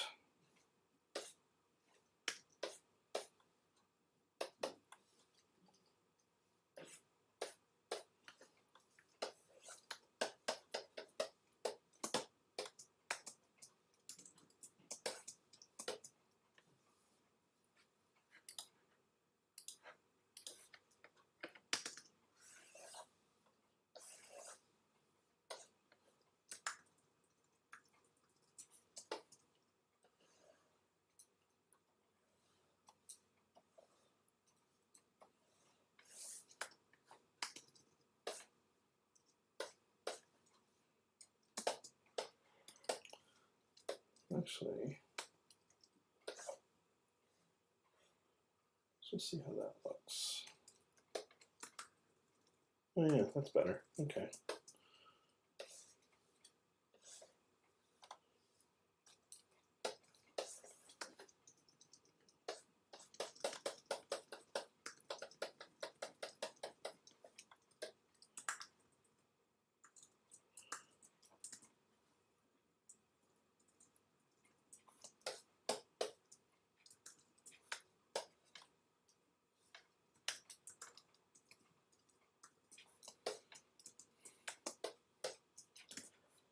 We're getting there.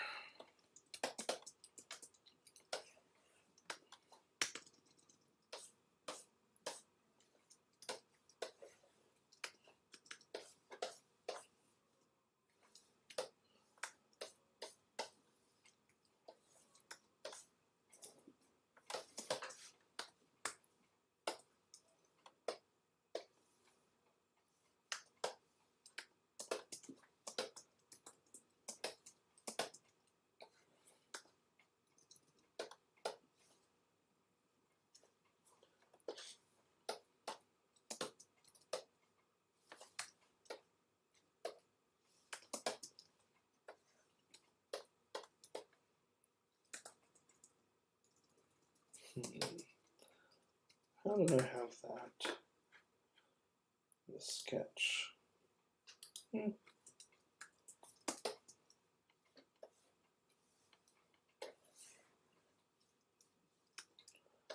try that.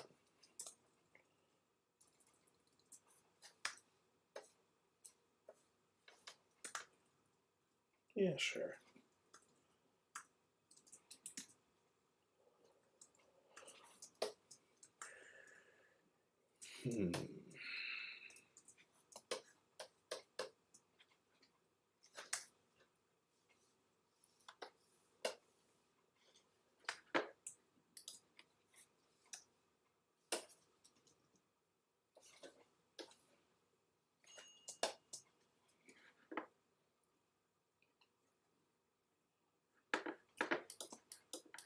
All right. Let's go back down here. Copy that. Interesting. What layer is this? Okay. There we are. Okay.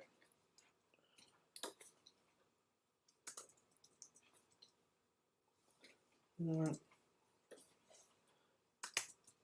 Copy the shading on the ear.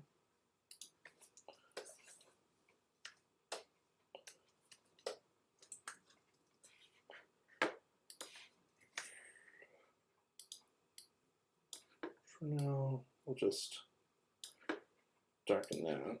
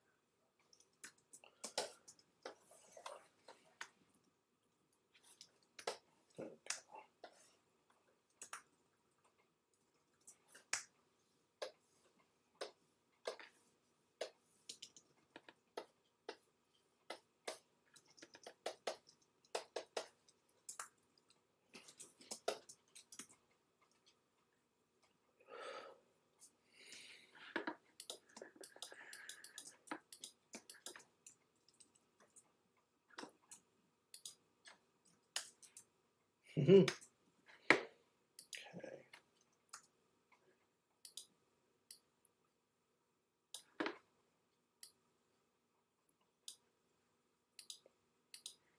Got a little more yellow on that. Oh, let's see. Sorry I've been quiet. Feel free to keep asking questions if anything comes to mind.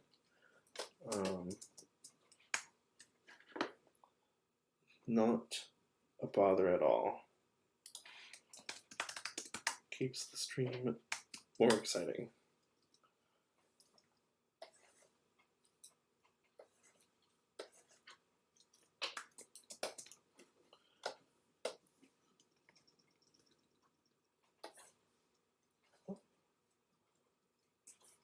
Oh, right. That's fine. How often do you stream? Thank you for the question, Silver Tiburon. I started the stream by saying, and that was, 2 hours ago, by saying I haven't streamed really in about 10 years. So this is my first time doing it in a very long time. And I don't need to stick to a specific schedule. It's not that kind of opportunity for me. But I'd like to do it with some degree of regularity where possible.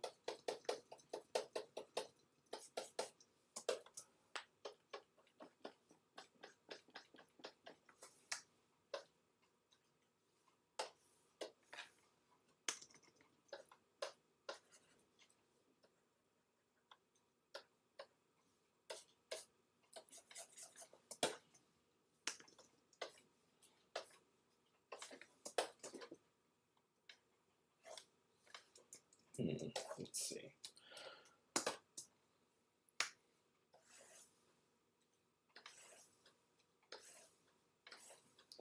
Probably should have done the hairline as just a totally separate layer.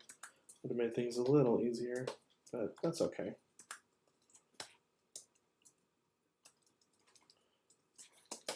I don't know if the shine's working, but we'll see how we feel.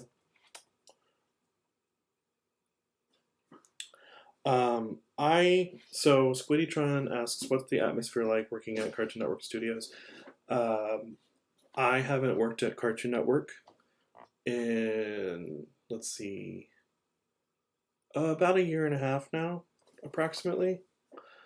Because I went from Steven Universe Future, and then I sort of took just did another episode on Craigily Creek, freelance, in studio, before going on to Netflix, where I was for a year, and now I'm at Warner Brothers Studios, which is different from Cartoon Network. But my time at Cartoon Network, I mean, it was, it's fine. It's not. It's great working in a studio. I prefer it. I have a lot of fond memories of working at Cartoon Network. I would encourage anybody looking to go into the industry to kind of temper their expectations, in terms of what a working at a studio offers. It comes with its benefits. It comes with its drawbacks. Every studio has its own sort of internal studio culture, and that's for better and for worse. But overall, my experience was a positive one. And I have fond memories every time I drive by it.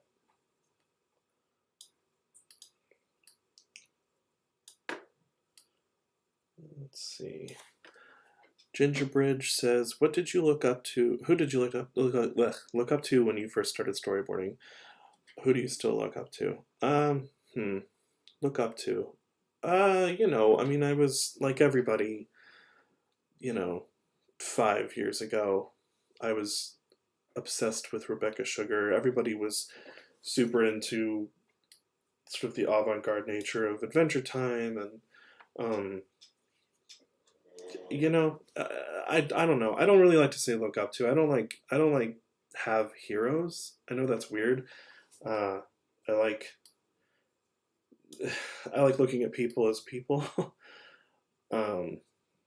I don't know. There are people that I really respect. There are people who have really just very cool attitudes and really great work. So I guess that's a good place to start when it comes to answering this question. who do I look up to? Gosh, my director on Battle Kitty was Eric Fountain, and that's Eric with a K. You should be able to find him on Instagram, at least. I don't think he's on Twitter, I'm not sure. But he is a very chill person with a very distinct art style and an incredible animator, and just a delight to work with.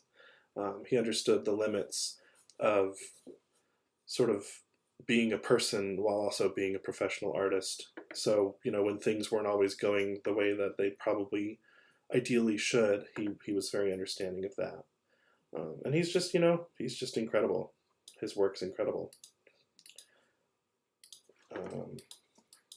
I don't know. That's a tough one. I don't necessarily want to gush about a bunch of people that I work with every day, but I'm a big fan of a lot of people. The showrunner on Battle Kitty, Matt Lazell, he's on Instagram as well. He's a genius. You know, it's incredible watching somebody like that work. It's crazy. Well, I'm lucky. I'm lucky that I get to watch these people do what they do. That's great.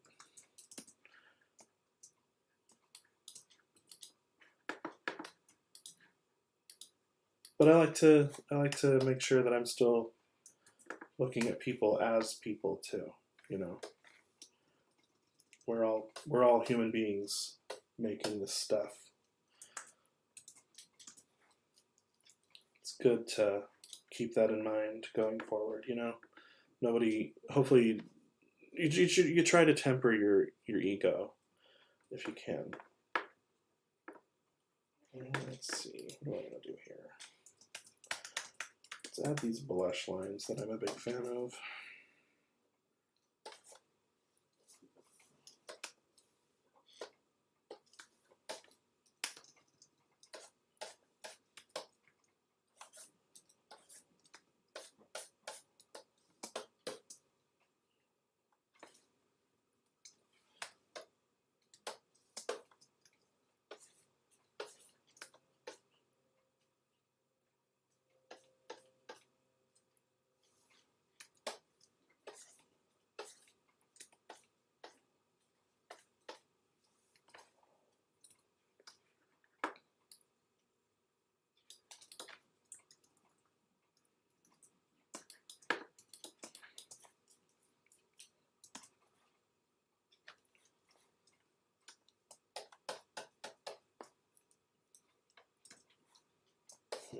Let's see, what is the next step? What should I do? What should I do now? I mean, obviously I'm not done shading it, but I'm just thinking of ways that I can make it better.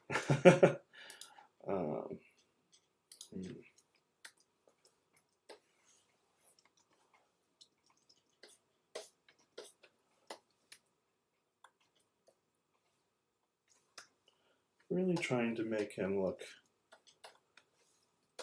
3D, as 3D as I can get him.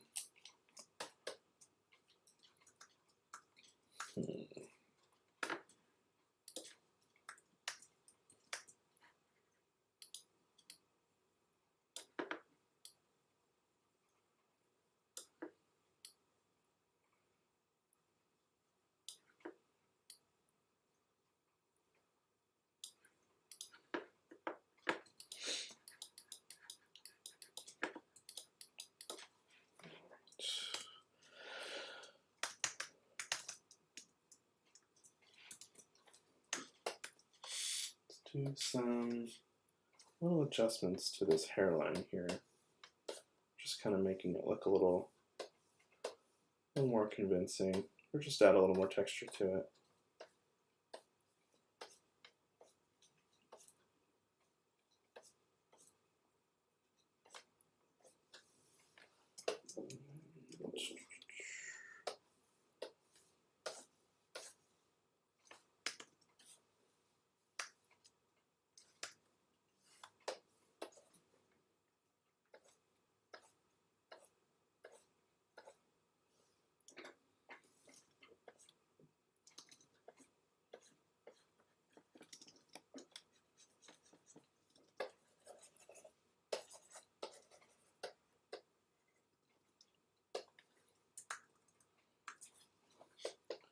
That's good. All right. I feel like it's possible that I might want to go back in and add some more texture to the hair, but right now I think it's fine.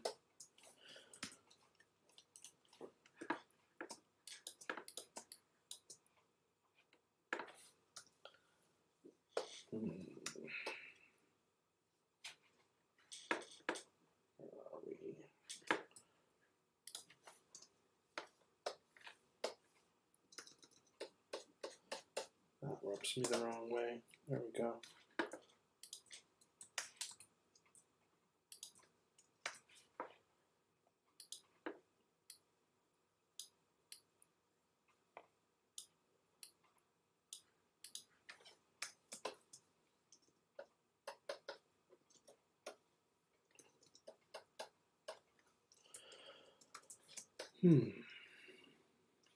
Okay. We're getting there.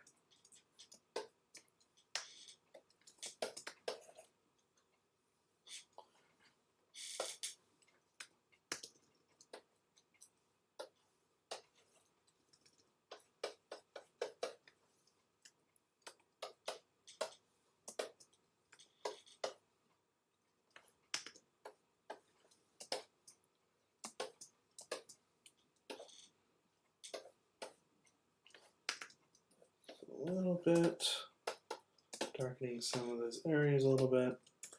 All right. Yeah, we're getting there. Cool.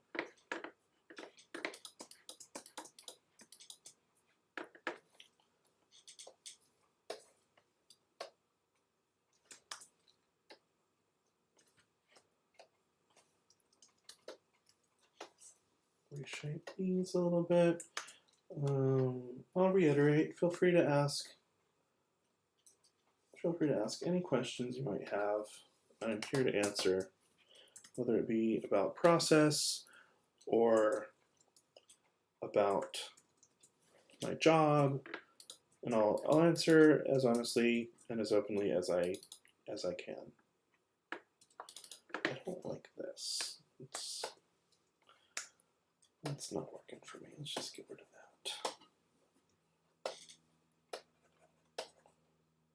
Yeah, that's better.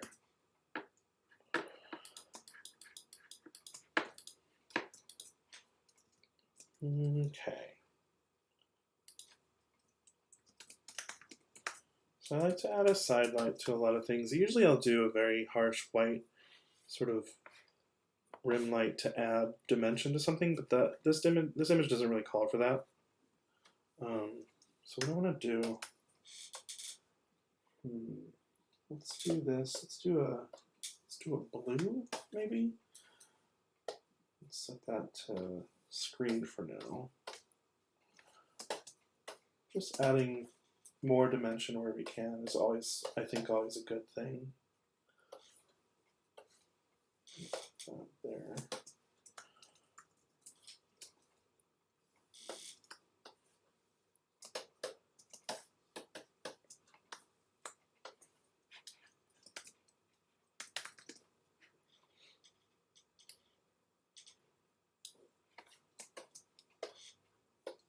And you know, if this is like the wrong blue or whatever, it's very easy to change later. So, no big deal.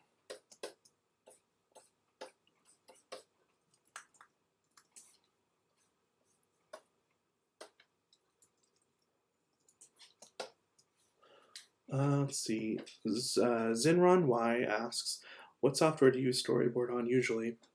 The industry standard is Storyboard Pro, and pardon me, and I love it. It makes the job so much more manageable. It's built for storyboarding. A lot of people do storyboard tests in Photoshop, which is just really hard to do. It just takes a lot of time. You can't really flip through your drawings properly. Storyboard Pro makes everything seamless and easy, and yeah, it's just so much better. than doing it in Photoshop, which is just kind of a nightmare. And yeah, it's also the program we use at work. I have not worked a job, a professional industry job yet that doesn't also use Storyboard Pro.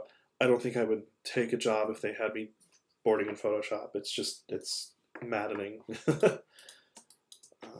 Let's see. Noggin Bears asks, do you plan on making webcomics again? I've had a lot of false starts. I have a lot of ideas, and then I just never have the time or the patience or energy to follow through with them, which is a shame. Last year, when I finished on Craig of the Creek, right after Steven Universe Future, I finished Craig of the Creek for an episode, and then I had 2 months off between that and Battle Kitty, and I just suddenly got really inspired to do a webcomic, and I had sketched out the entire first issue, just in the course of a few weeks, and then I took a trip to San Francisco with my boyfriend, and San Francisco is really stressful.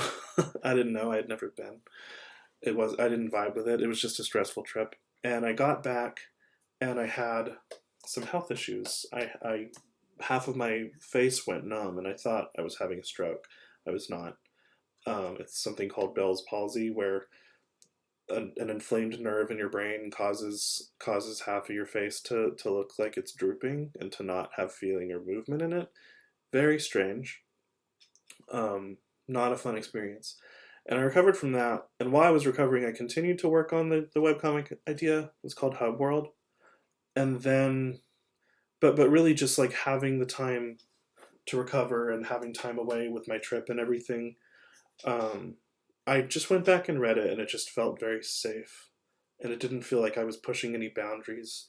And I liked what I had, but I didn't love it. And I think I would like to release the work in progress version just to let people see what it was. It was very much the first part of a story, as opposed to like a complete thing. And yeah, I don't know. I mean, it was a cool experience, but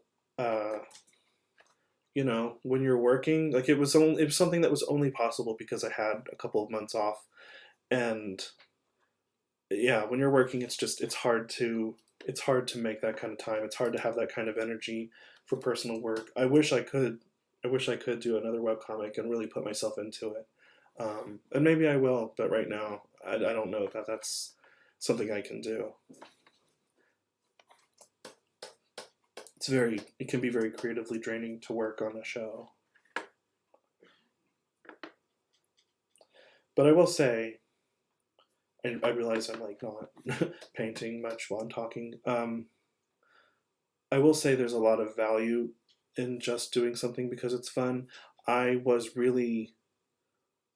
felt so alive working on it. Steven Universe was a labor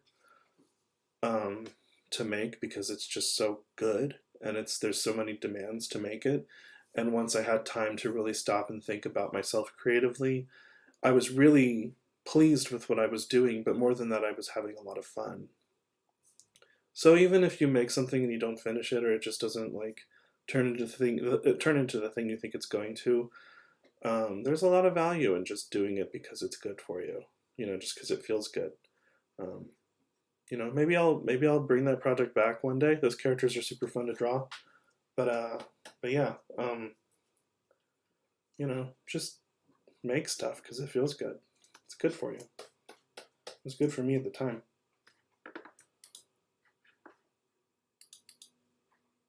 Let's see. What do I want to focus on next?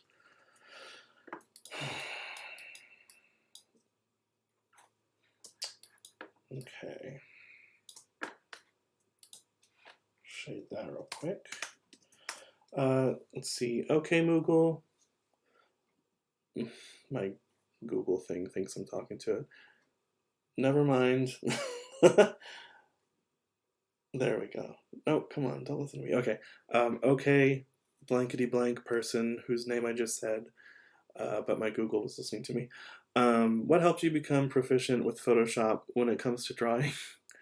I mean, I don't know. I would say I started using Photoshop when DeviantArt was still a thing, and there were 1,000 tutorials, and I just had a lot of free time. I was a teenager. Oh, you don't have to be sorry. That's funny. I just have a lot of free time. I had a lot of free time when I was a teenager. You know, I started using Photoshop when I was technically I started using it when I was like 12. Um, and yeah, there was DeviantArt for for a lot of that time, and there were tutorials everywhere, and there was a lot of support. Uh, you know, there's still a lot of tutorials online. There's so many good references and resources rather on YouTube, especially.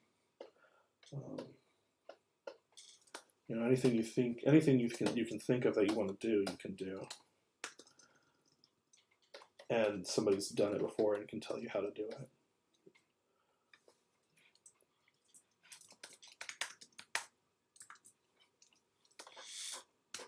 Let's see.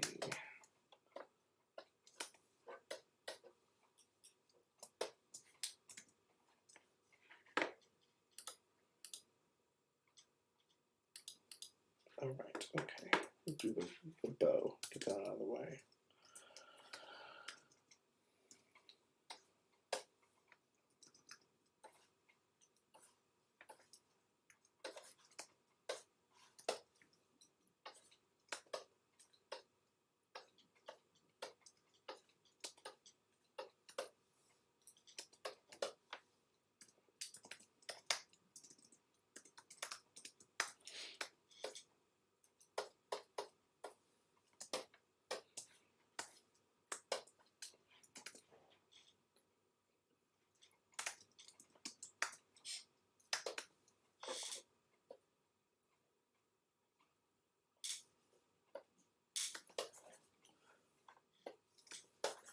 So when it comes to non-face details, non-skin details especially, but especially the face, I tend not to fuss so much about adding a whole lot of dimension. Like I'll add some, but I'm not going to make a separate layer for it usually. Just because, you know, the face is the really important part.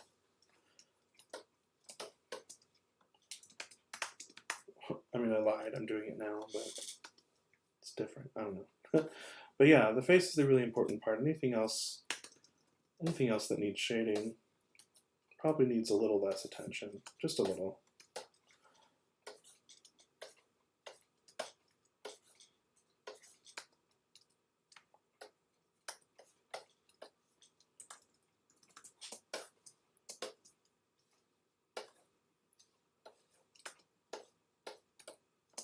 That was weird.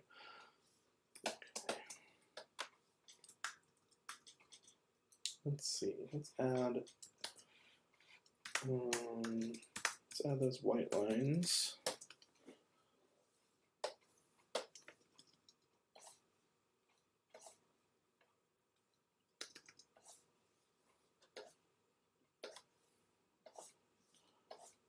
Let's see. How are we going to do that?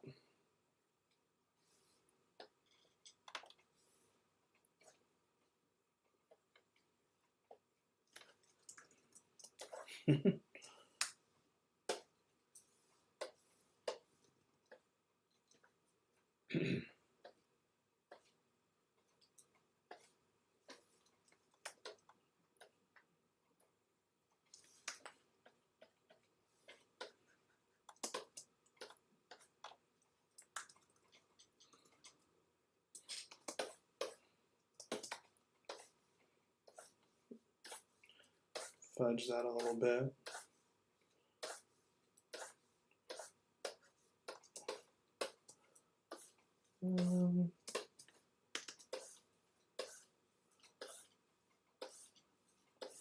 That's probably good enough. Sure.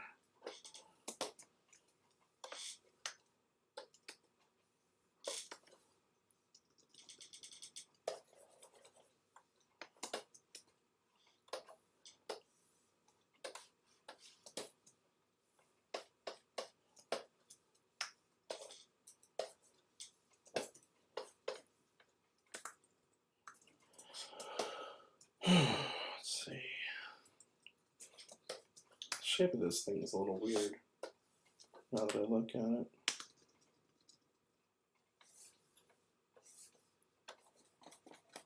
There we go. That's better.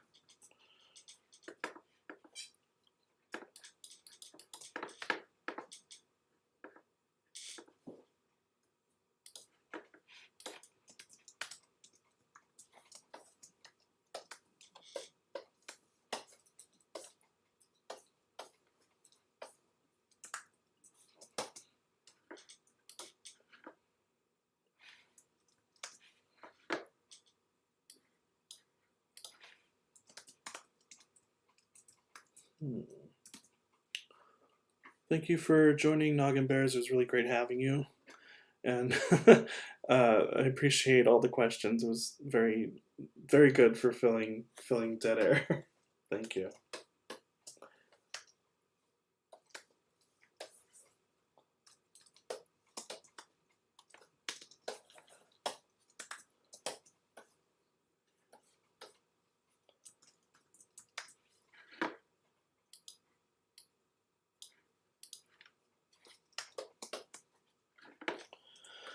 Let's see, how do I want to do this?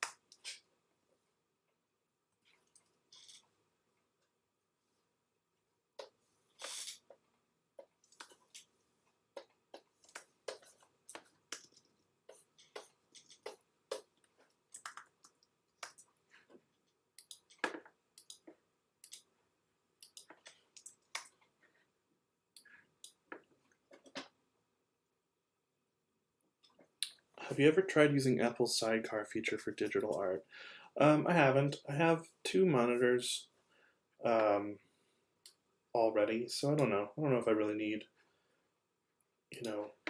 need to try and replace that. As far as I know, that's the one where you can use an iPad as an extra monitor, or a Cintiq, right? Or basically a Cintiq, a tablet display. But yeah, I already have a tablet display. It seems cool though. It's like a great idea.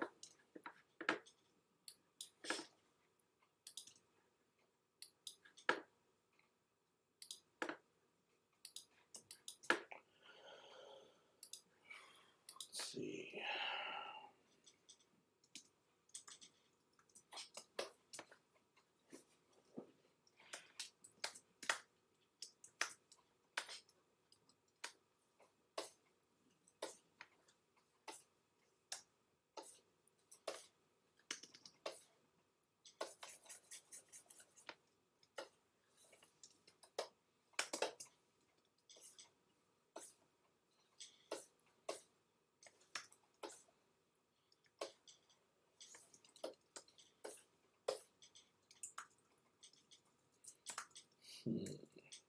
That looks so weird.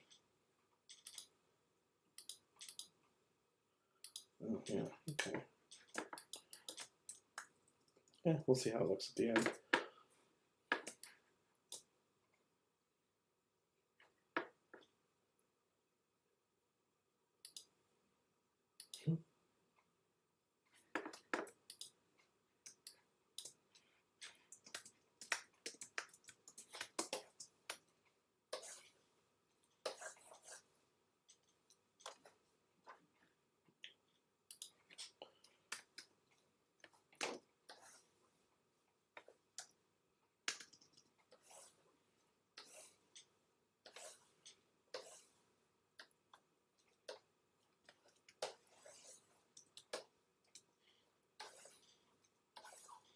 I don't know if I like the purple.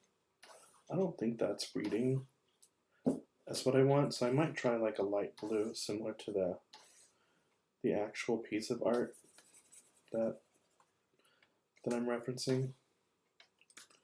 Yeah, I think the purple's throwing me off.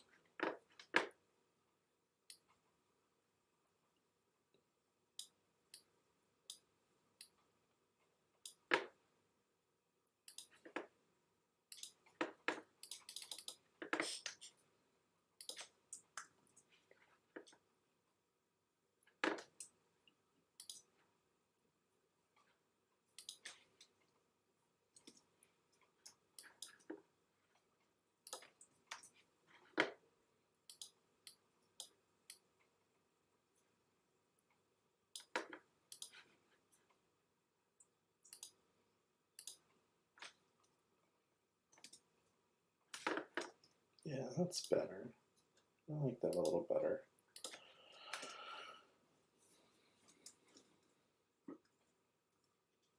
It's still a little strange looking. Oh well, it's fine.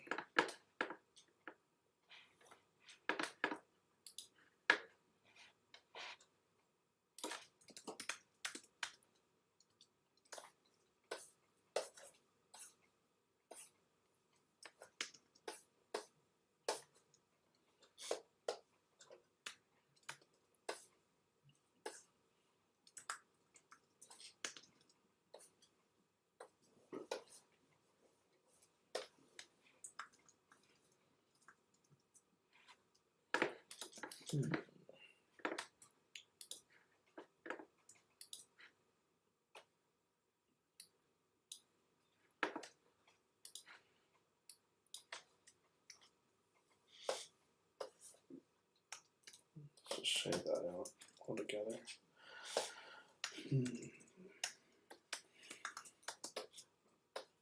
Oh, there we go. That's a little better. Oops.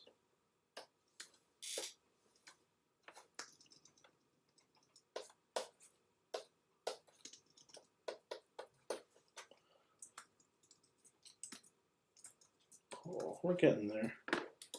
We are getting there.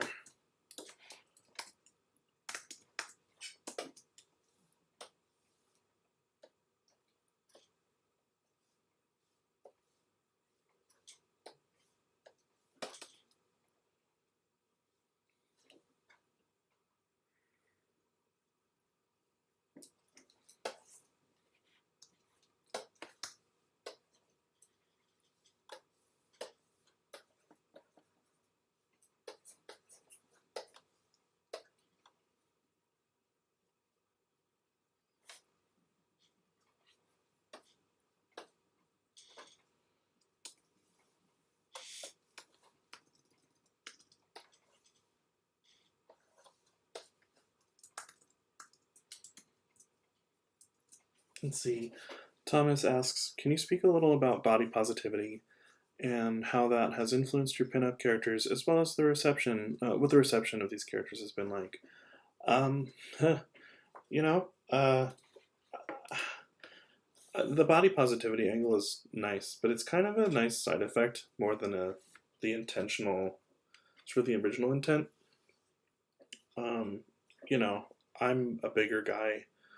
I like seeing myself on some level in creative work. You don't see a lot of those kind of bodies in cartooning or well in pinup art especially.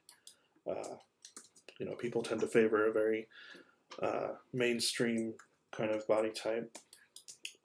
But I don't know. It's never been like. It's always great when somebody messages me to tell me that I make them feel better with my art. I think that's really cool. But it's not necessarily the goal. It's just nice that it happens. But yeah, I think it's low key. It's kind of always there. It's nice. Like I said, it's nice to feel represented, even if I'm the one who has to represent myself. I don't mind that so much, though. It's fine. But yeah, I mean, the reception has been Good. I think I'm doing something. I don't see myself being like a trailblazer or anything, but I think I'm doing work that makes people feel good, and I think even people outside of that see that and know that that's happening, and that's really cool.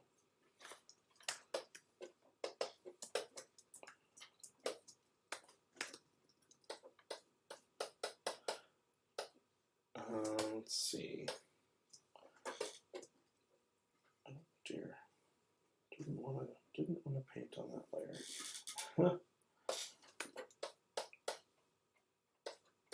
Let's see. Beaverhausen83 says, "What do you imagine your character's looking at?" I don't know. I don't have any context for this episode of Sailor Moon. I'm sure there are a lot of people who can tell you exactly where this comes from, but I don't know. Something very concerning,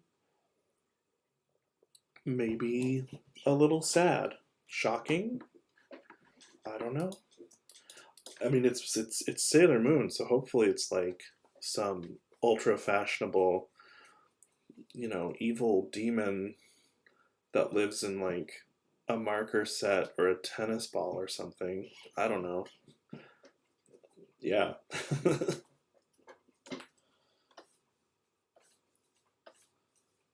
try that.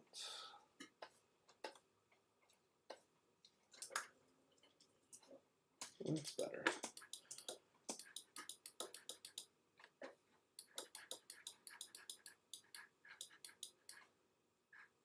Let's see, what do we want to do next? Let's do the metal stuff, I guess. I'm not super great at rendering metal, but I'll do what I can.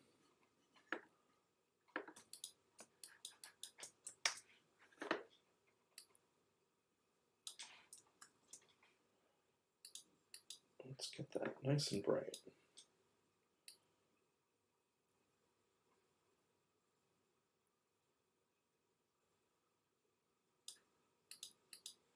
There we go. That's pretty cool.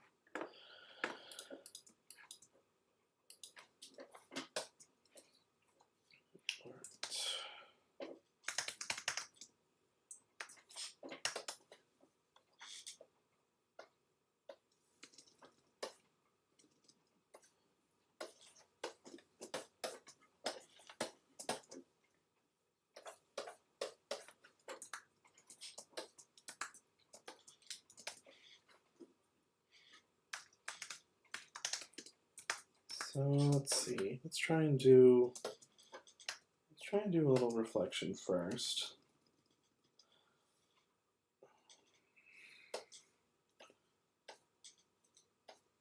Or something.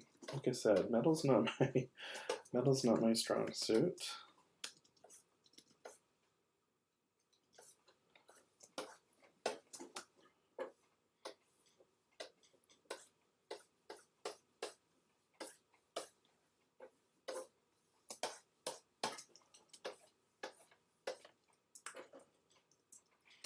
That just looks like shading. That's fine.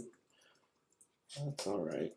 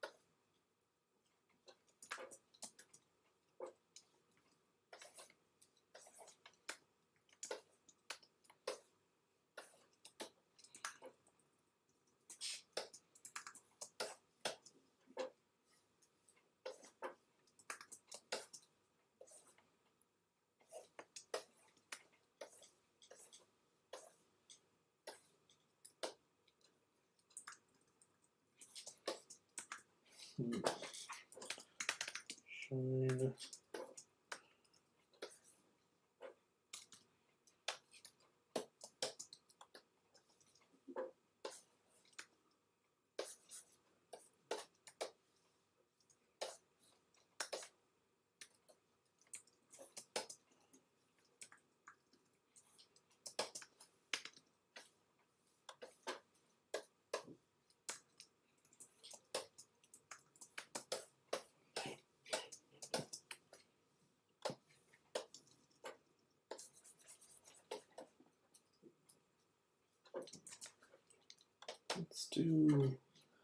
Let's do a blue for the shine, or like a purpley blue.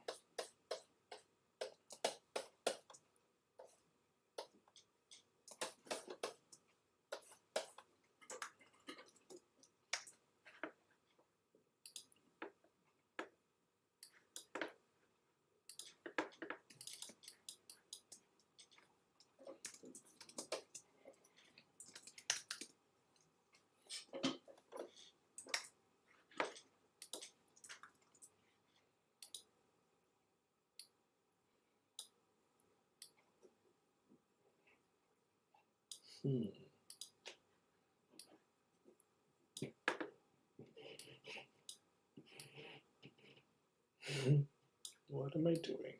That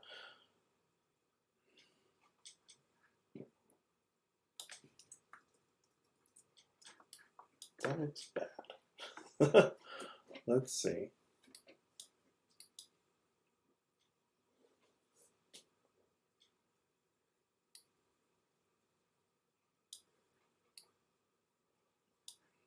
Maybe it looked good the way it was.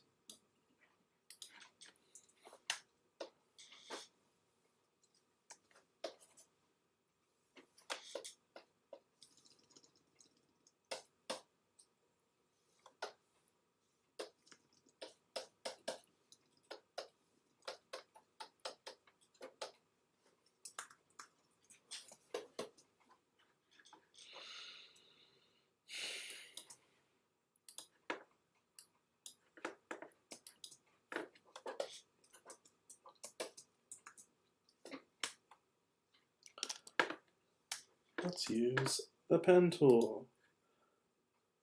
I used to use this all the time, years and years ago.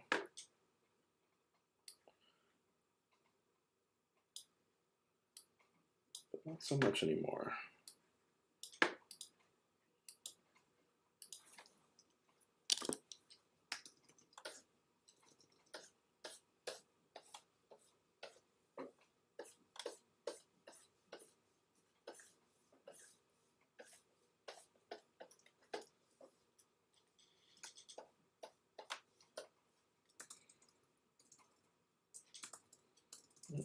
That's not what I want. A whole lot of trial and error. That's never changed. That's always been the case when I paint. It's a lot of trial and error. That's okay.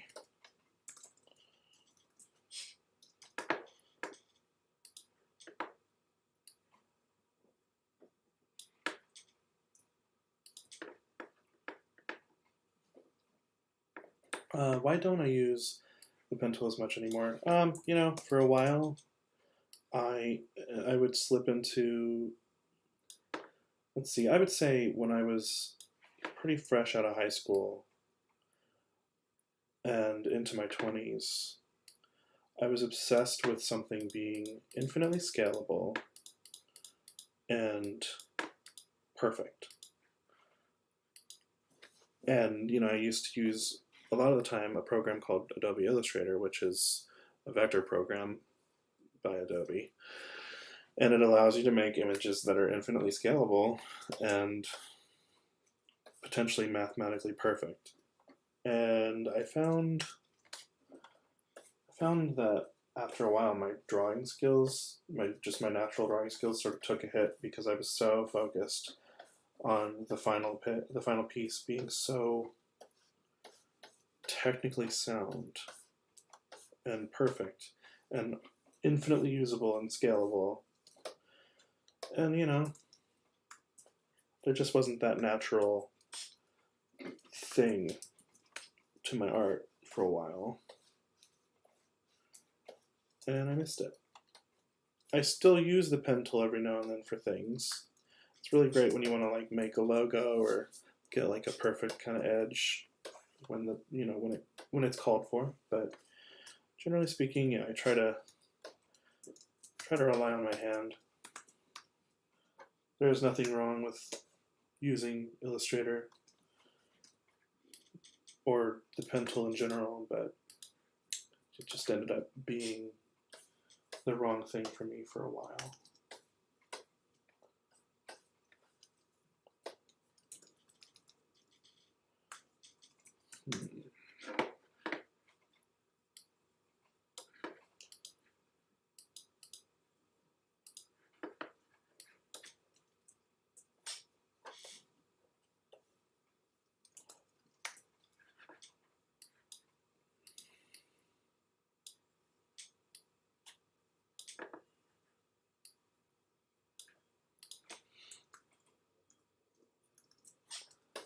I don't know about this.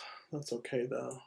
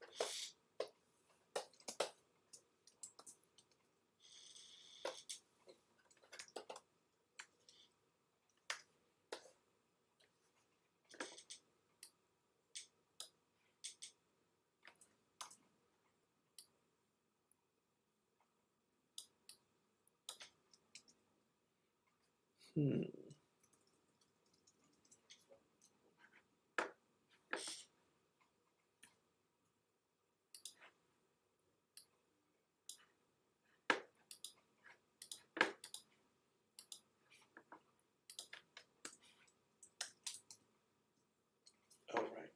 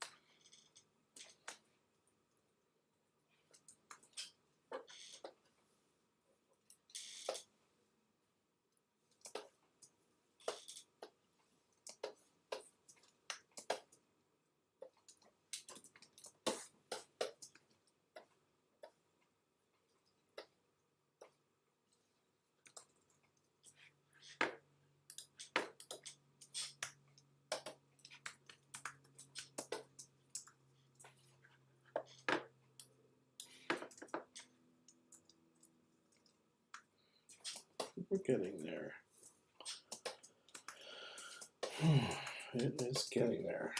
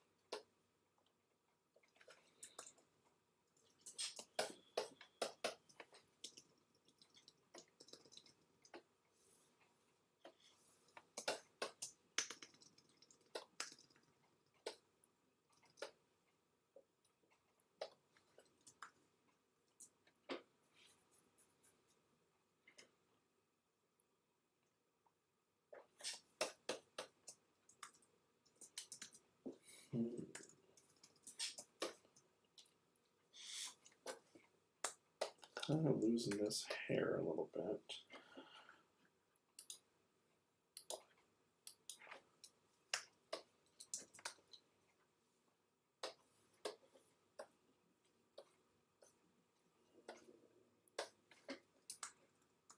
There we go, that's better.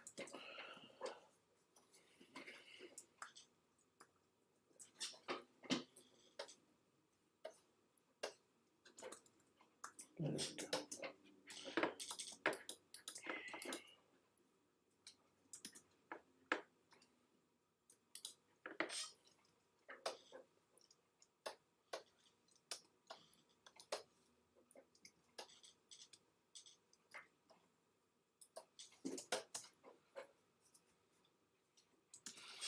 See, okay, Moogle. She didn't hear me this time. That's good. Asks, what was a big influence on you? A big influence for you when your art style started to change towards what it looks like now? Oh man, I mean, you know, in a tangential kind of way, Sailor Moon, you know, Doraemon. Some of the things that Akira Toriyama has done. Tezuka, you know, Astro Boy and all of that. Very classic anime, even though I haven't consumed a lot of it, has a gigantic influence on my work. You know, other big influences are video games, especially like kind of the weirder ones. I love cracking my knuckles. I'm sorry. I love Luigi's Mansion. I love Majora's Mask, Zelda. Really, any Zelda. Wind Waker was a huge influence creatively. Just like being, just this world full of expression. Everything had expression. You know, those things kind of influenced me in less obvious ways. But yeah, just like really. Oh, that's my lashes layer. Anything that encouraged expression, anything that encouraged rounder, more clear shapes. I think my work is not as shape-based as it used to be, but it's still important to me.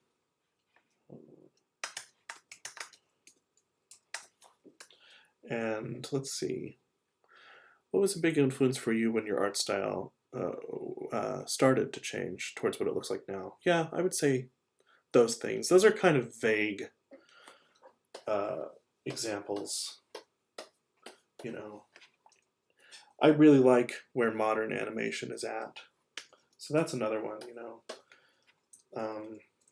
Adventure Time, Steven Universe, Gravity Falls, Flapjack was this like enormously influential cartoon. It felt like it was ahead of its time a little bit. And it was also the first thing I watched on Cartoon Network when I got my first apartment. So I have a big soft spot for Flapjack, which my work doesn't look anything like, but it's so weird. It's so good. I love it.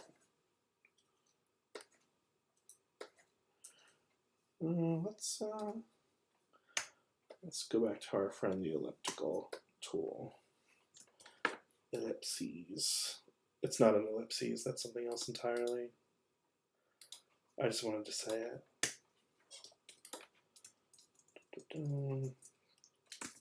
We'll get back to the eyes in a second. I need to add a little highlight over here.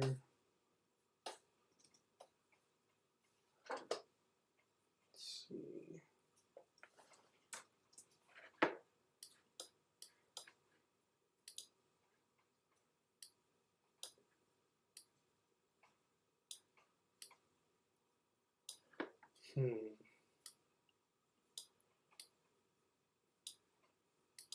That's fine for now.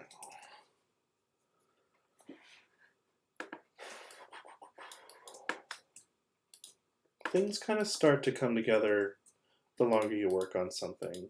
It doesn't always start that way, but eventually it arrives there. I bounce around a lot too. I don't know if you've noticed.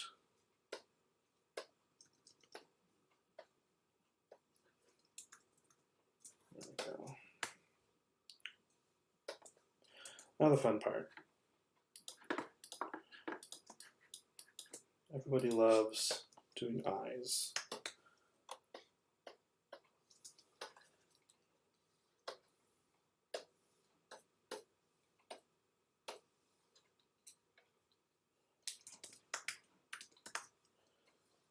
Okay, let's see. Let's add in some eye shines and sparkles first. Let's start there.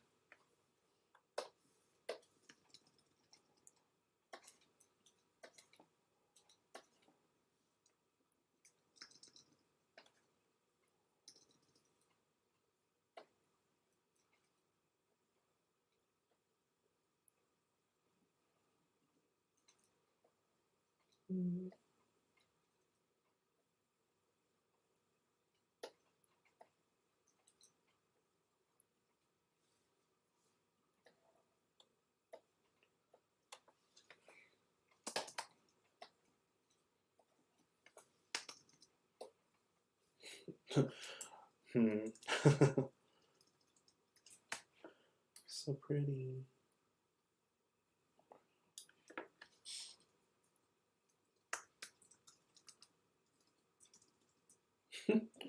I don't know.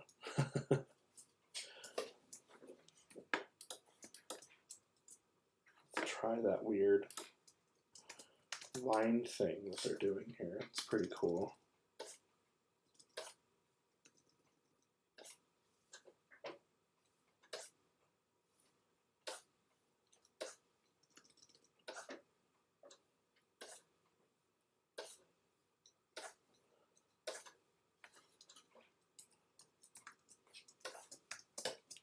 I don't know if I'm going to keep that, but it's good to try new things.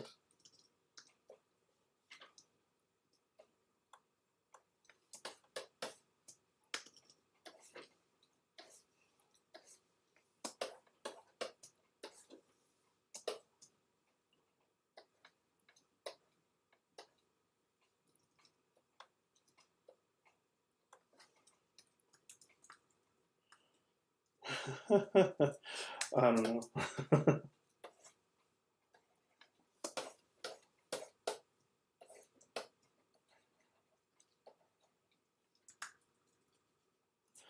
I don't know about that.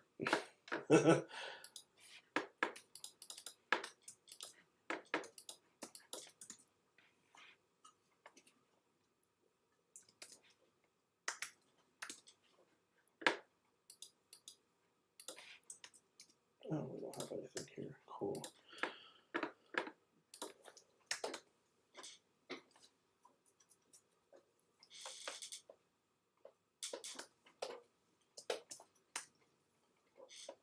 A little purple.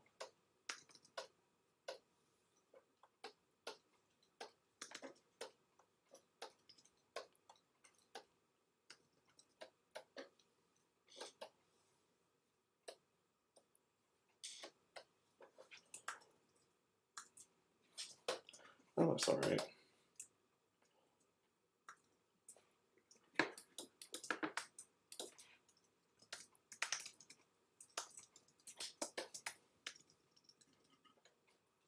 Oops.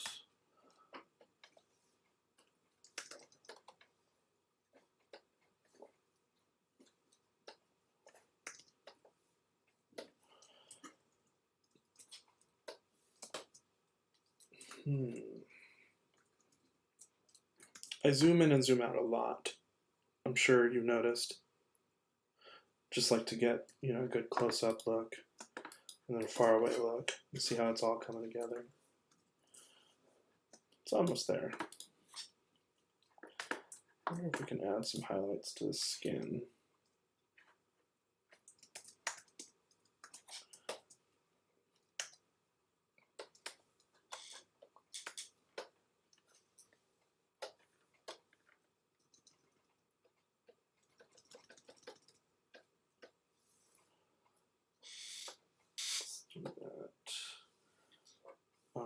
to do that over here. Okay.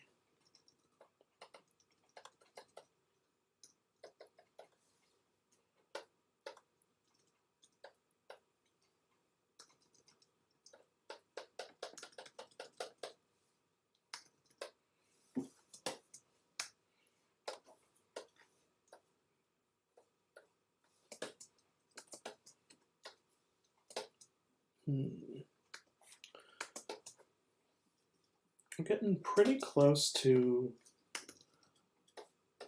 being done. Probably another, I don't know, I think maybe another half hour or so. Just remember, if you have any questions, I am here to answer. So just let me know and I'll do my best. Let me hide that.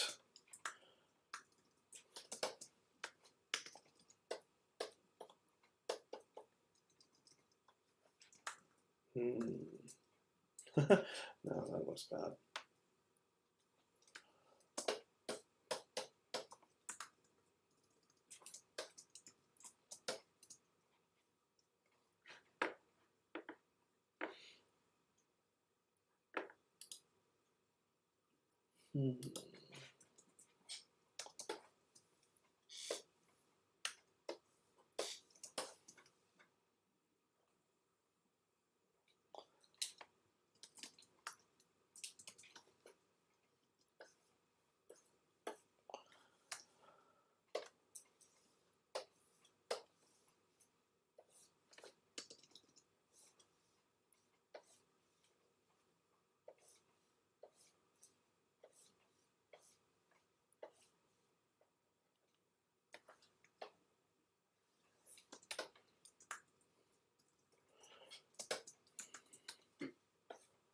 Just a little more dimension there.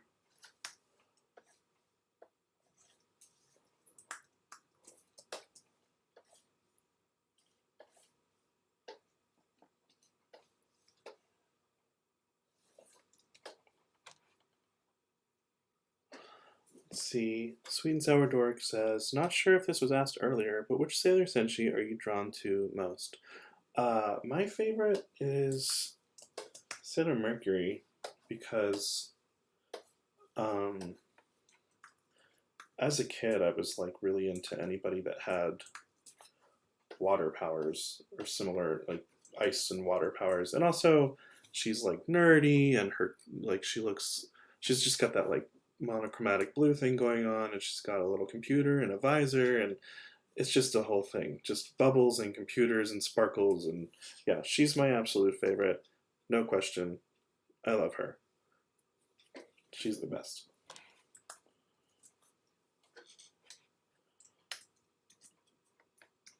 I don't know if that looks good, but that's fine. I don't care. Oh well.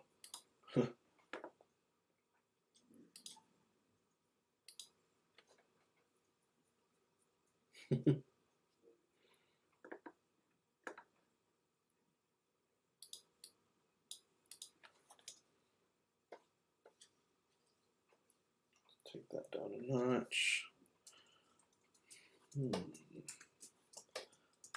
Maybe that does need, maybe that needs just a little more.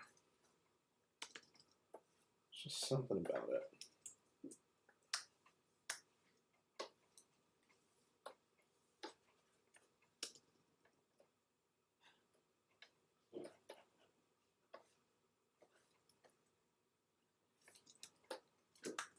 Yeah, that's a little better.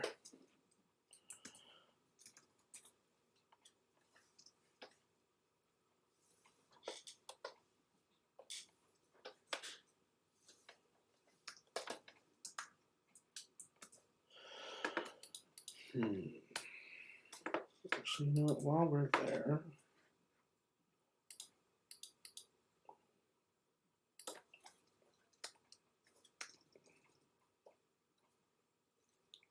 just a little under the eyes. Help too.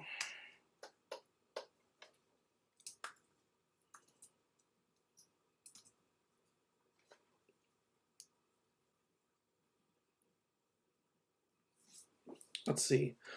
Squiddytron says, if animators slash creators could cover cartoons like a band covers songs, what would you want to see?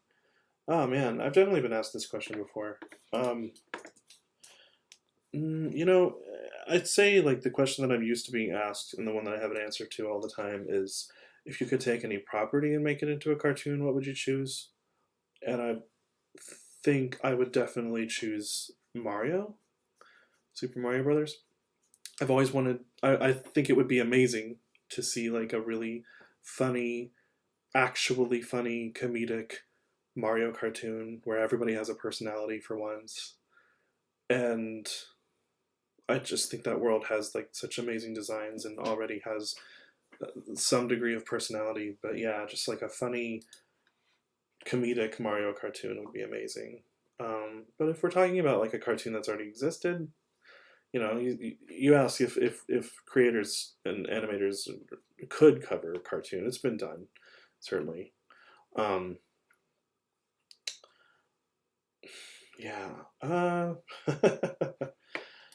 don't know. Um, I think like I don't know. The things that I love are things that are already so great, um, that I don't want to change them. Yeah, I don't know. And I don't like watching cartoons that aren't any good. So, you know, yeah. Oops. Let's see.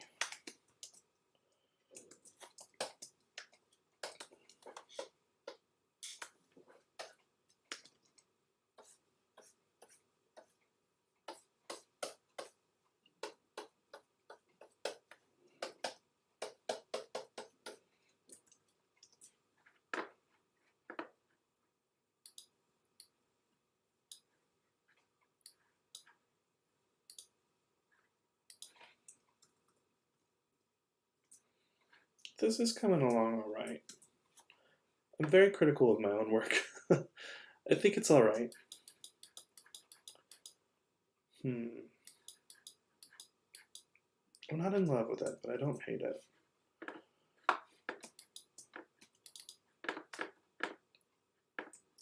What if we added freckles?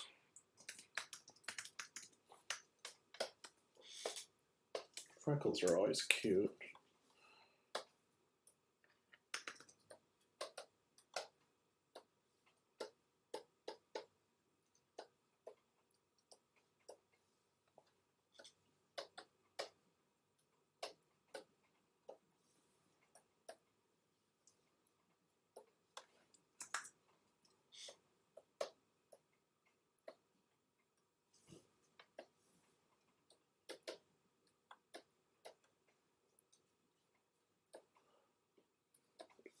A Paper Mario cartoon. That would be great. I think like like Mikey's saying, like a Paper Mario, like if Paper Mario's wit and charm translated to a cartoon. Yeah, similar to that. Um, I love the writing in those games. I'm actually slowly but surely making my way through Thousand Year Door, which I've never finished. Um, I haven't had a lot of time to play over the past week. Um, I'm at the part where you're sort of going through what feels like endless battles in this like battle arena, the sky arena where all the rich people go to watch others fight. And I will admit that part's a little slow, but yeah, the game's brilliant. I'm really enjoying it.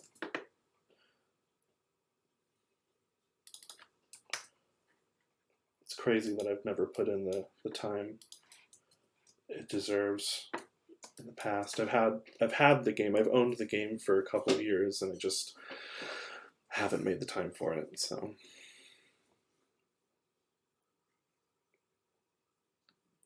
let's see. On Netflix, they have done some cartoons that have LGBT characters. This is Beaverhausen83 asking, "Do you think that is a movement that will continue?" Yeah, I think I don't know. I don't want to look at queer characters in cartoons as a movement. I think you're right. I think it is, but I would love to see it just become a normal thing. Um, it's difficult. Overseas markets make it very difficult in some cases. Netflix has been really good about it, though, for the most part. They seem interested in introducing queer points of view in cartoons that aren't necessarily quote unquote queer cartoons, which I love.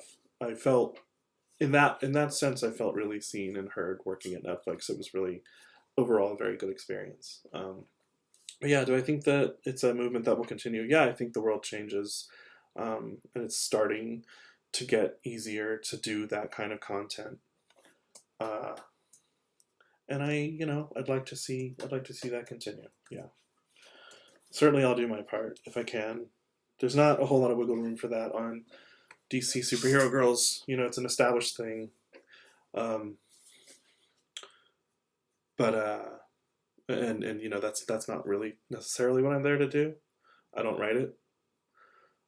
But yeah, that's something I'd like to continue doing my part.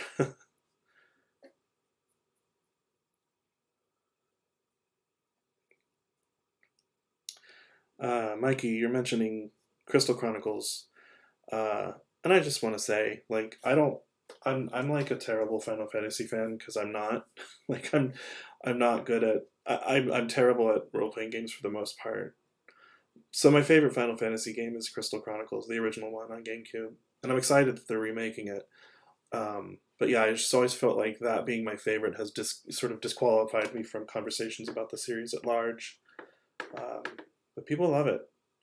When I posted some Lilty drawings some time ago, people messaged me and were just like, you're not, you're part of the conversation. This game is amazing. So I'm glad they're remaking it. Really wish they'd hurry up and release it already. Alright, what do we want to do this next? It's almost done. I don't know, I'm not totally convinced on... Oh, no, I don't want to crop anything. Don't want to do that. I'm not totally convinced on certain elements, but I can't, I don't want to spend all day on it, so... Or more all day than I already have.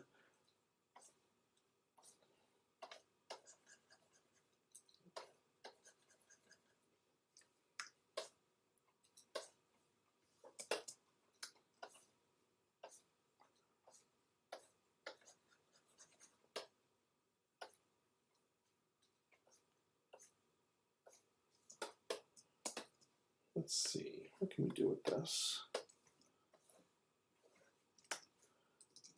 There's something about, I know I'm overthinking it, but there's something about these arms I don't like. And I'm not going to noodle it too much. Maybe just adding a little extra dimension will help.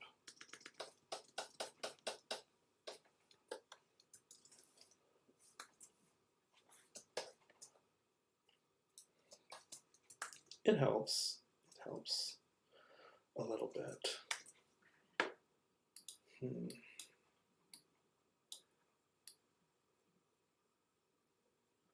Yeah, there we go. It's all right. Let's see.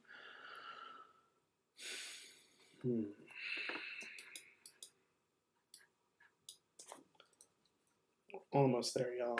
Almost there.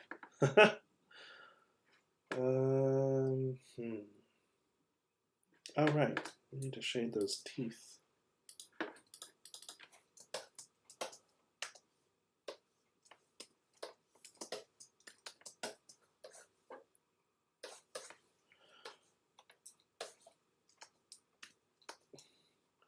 The actual sort of teeth, the look of having actual teeth can either be really cool or really jarring. So let's see. I kind of like it here. It's not bad.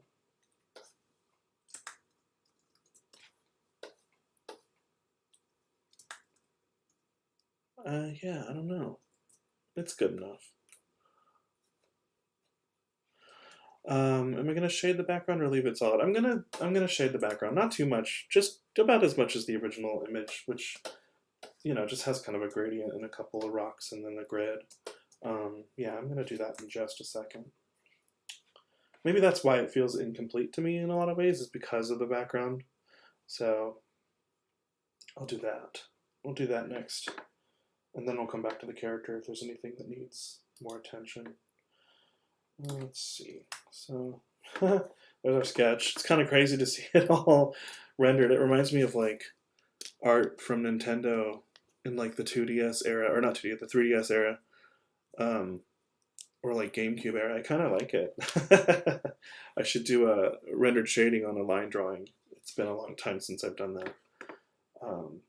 That's what it's looking like right now. Oh man, I kind of like that better. Whatever. So let's see. Let's start here. Since it's kind of gritty looking, I guess I can just kind of hand gritty. Kind of do this by hand a little bit.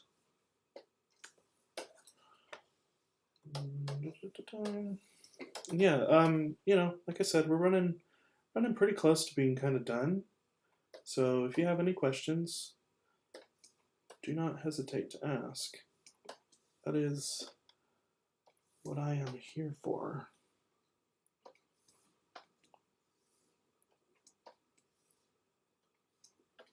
I'm adding more grid than the actual art has, just because, you know, that's what I gridded out when I first did the grid, before starting the image, starting my version of it. So let's do that. Looks good.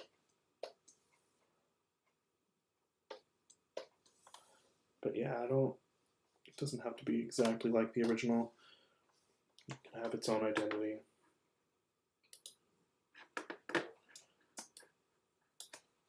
Let's add a little bit here. There we go. No, that looks really wrong. Let's delete that.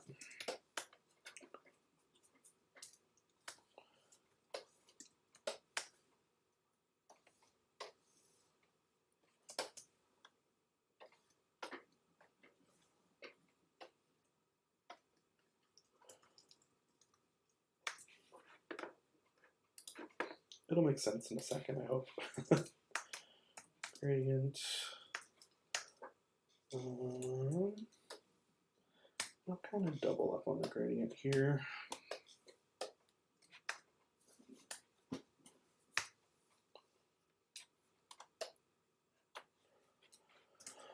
Ooh, let's see.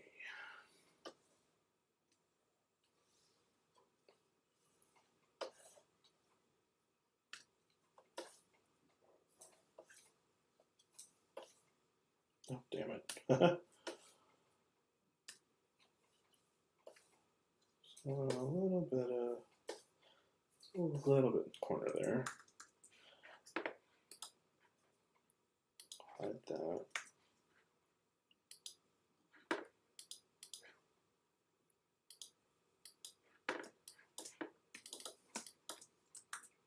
I don't know what it is about this one. I think there's a lot of nice shading.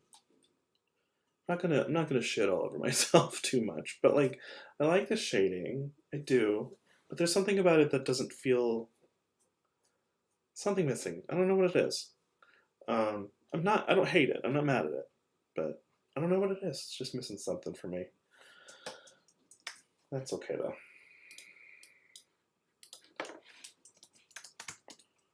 Let's add that couple of pebbles that they have.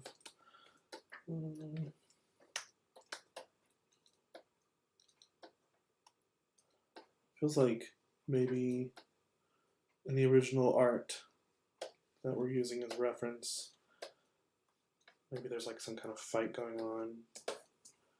Feels very dramatic.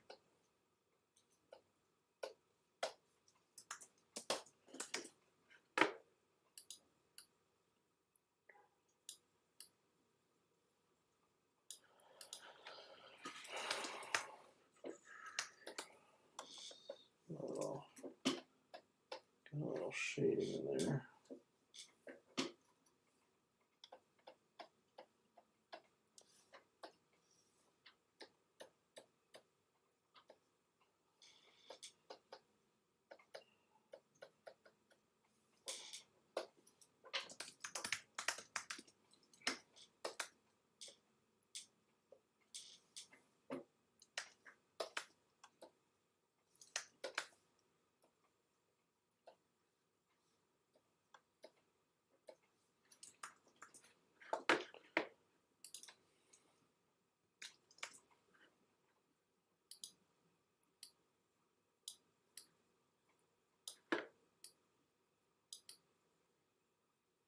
Okay.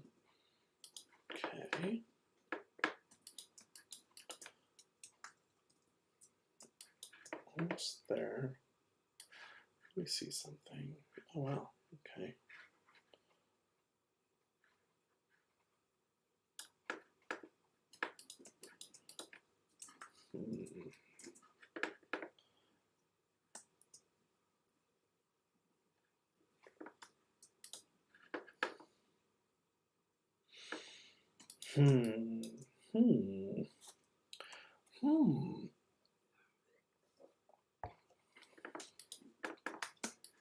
Now we're in the nitty-gritty of it. Just any final little details, like I'm gonna add some lines, just a few light lines, I think, just to add a little bit of that dimension, or a little texture, really.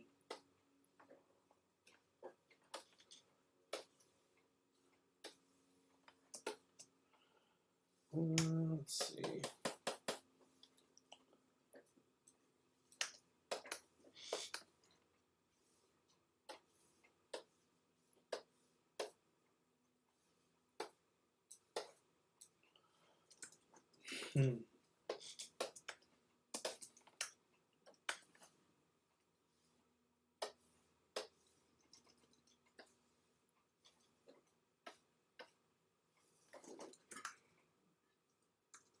Barely see that, but that's fine.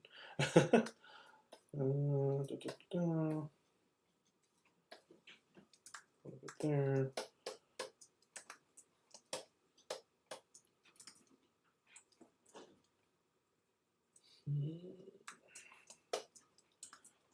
I have an idea. That might be cool.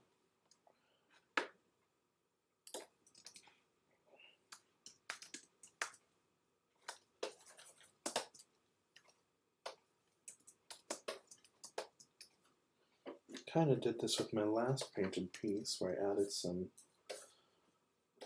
just a little bit of fading, just a little bit of a softer edge to the beard, so it looks a little more natural. Let's see how that works here.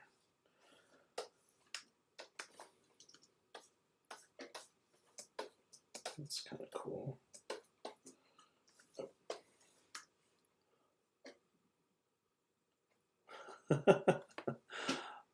Let's see. Oh, the sweat, the sweat mark, that's right.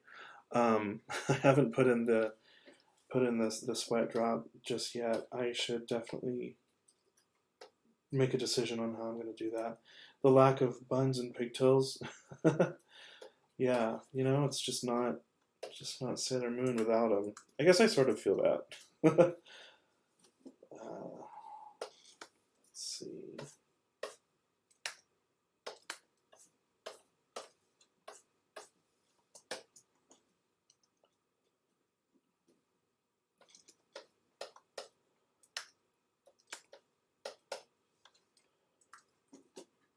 I kind of like that. That's cool. That's cool. It's a little detail, but it's cool.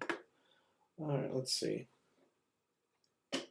Yeah, I thought, when I went into this, I thought, I wonder if there's a way I can incorporate the meatball crystals into his hair, and I didn't, and that's okay. I don't feel too bad about it. Would have been fun though. What was I gonna do? What was I just gonna do? Oh, the sweat drop, right. Okay. So right now I have this giant silly looking one, which I'm not opposed to, but let's make it smaller. Because originally I was gonna do this kind of fun, silly, cartoony, oh no, but I don't want to do that.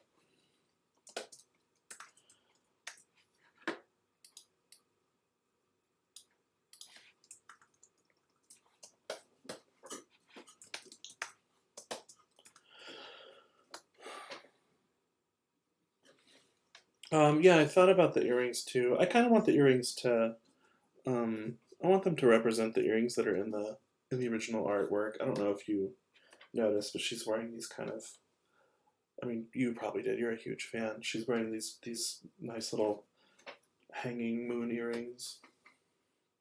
I think I want to keep that element in there.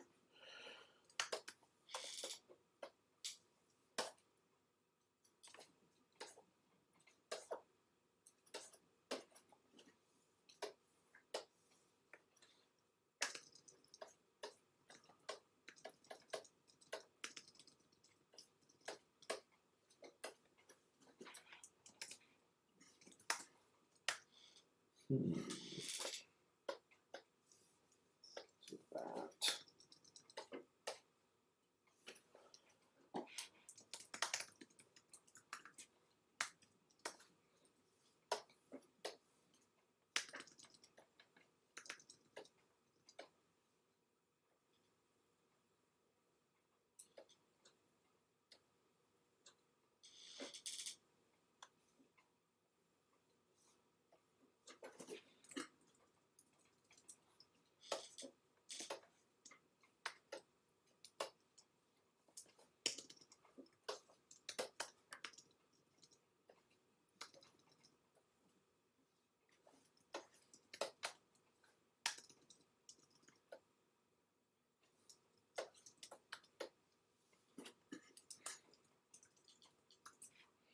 Okay, it's getting pretty close to being done. I'm gonna play with maybe some color filters next and stuff. Let me see how that feels. All right.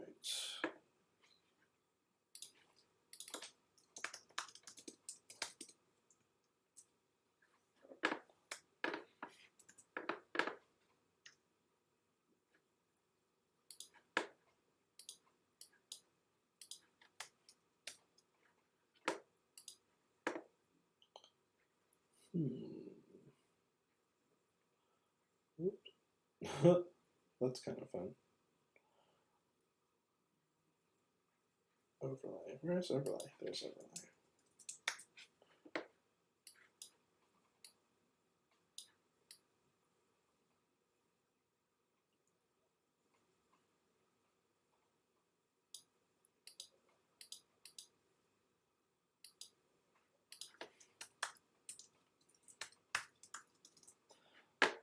Maybe that's kind of, I don't hate that.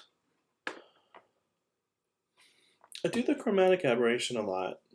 I might do it this time. I don't know yet. We'll see. I probably will, knowing me. It's usually what I do.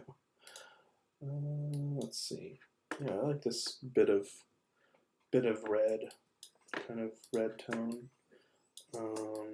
Then I'm just gonna try and add some sparkles. That's not okay. Cool. Let's see how we feel.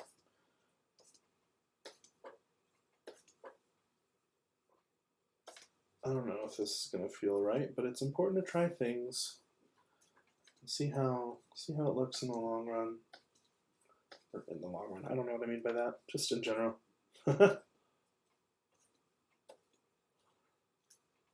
Yeah, I don't know about this. That's fine though. I tried.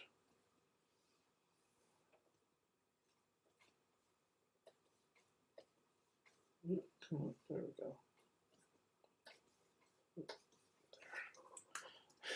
go. Let's see. Let's put a little bloom on it.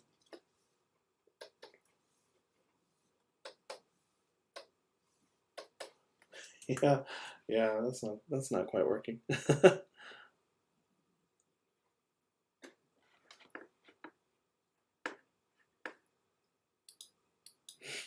fun though.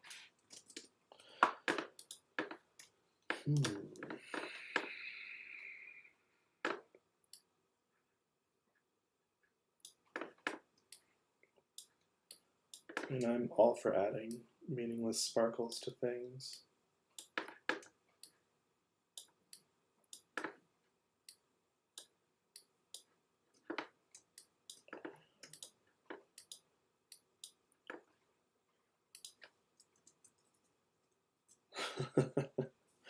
Sure. Okay.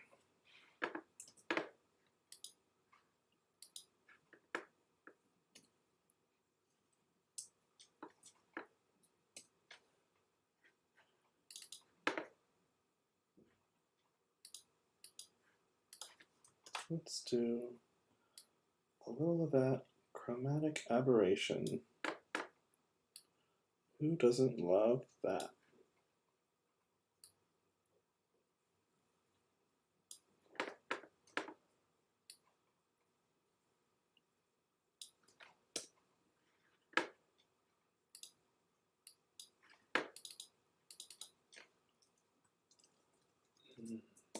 Okay, well, you know, I feel like I'm pretty close to just being done completely. I feel like it's just about there.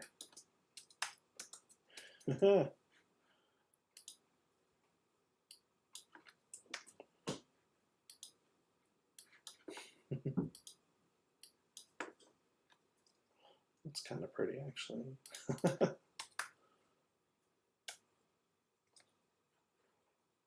Just like a little rainbow.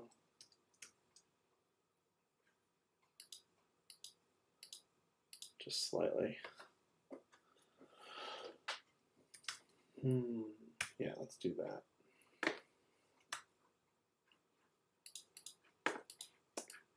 All right, well, I feel like it's probably healthiest to call it done,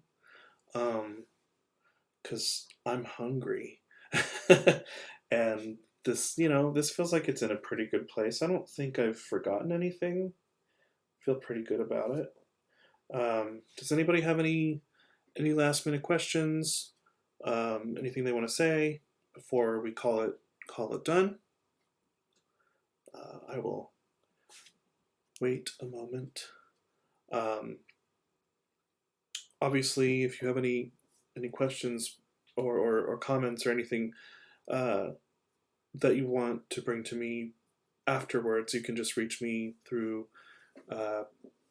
DMs on Twitter or Instagram. But yeah, I'll wait a second and see if anybody has anything they want to ask or say. But yeah, this is our Sailor Moon guy. It's came out pretty alright. I don't hate it. Sometimes it's those last minute filters and adjustments that really make it feel the way it's supposed to feel. So I feel like this is definitely one of those cases.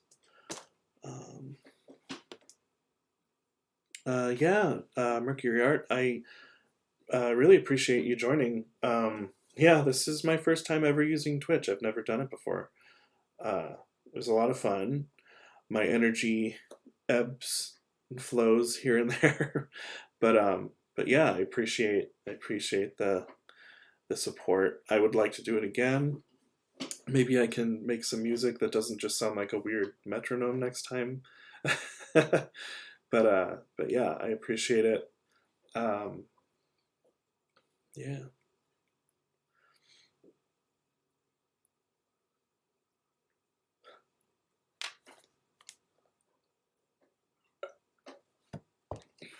All right. Well, then with that, yeah, I am at King of Safari on Twitter and Instagram. Those are the best places to find me. And yeah, no, that's about it for me. I'm gonna go eat food. I'll be posting this on Twitter shortly.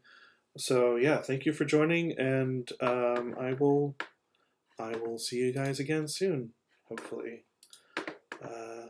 Bye.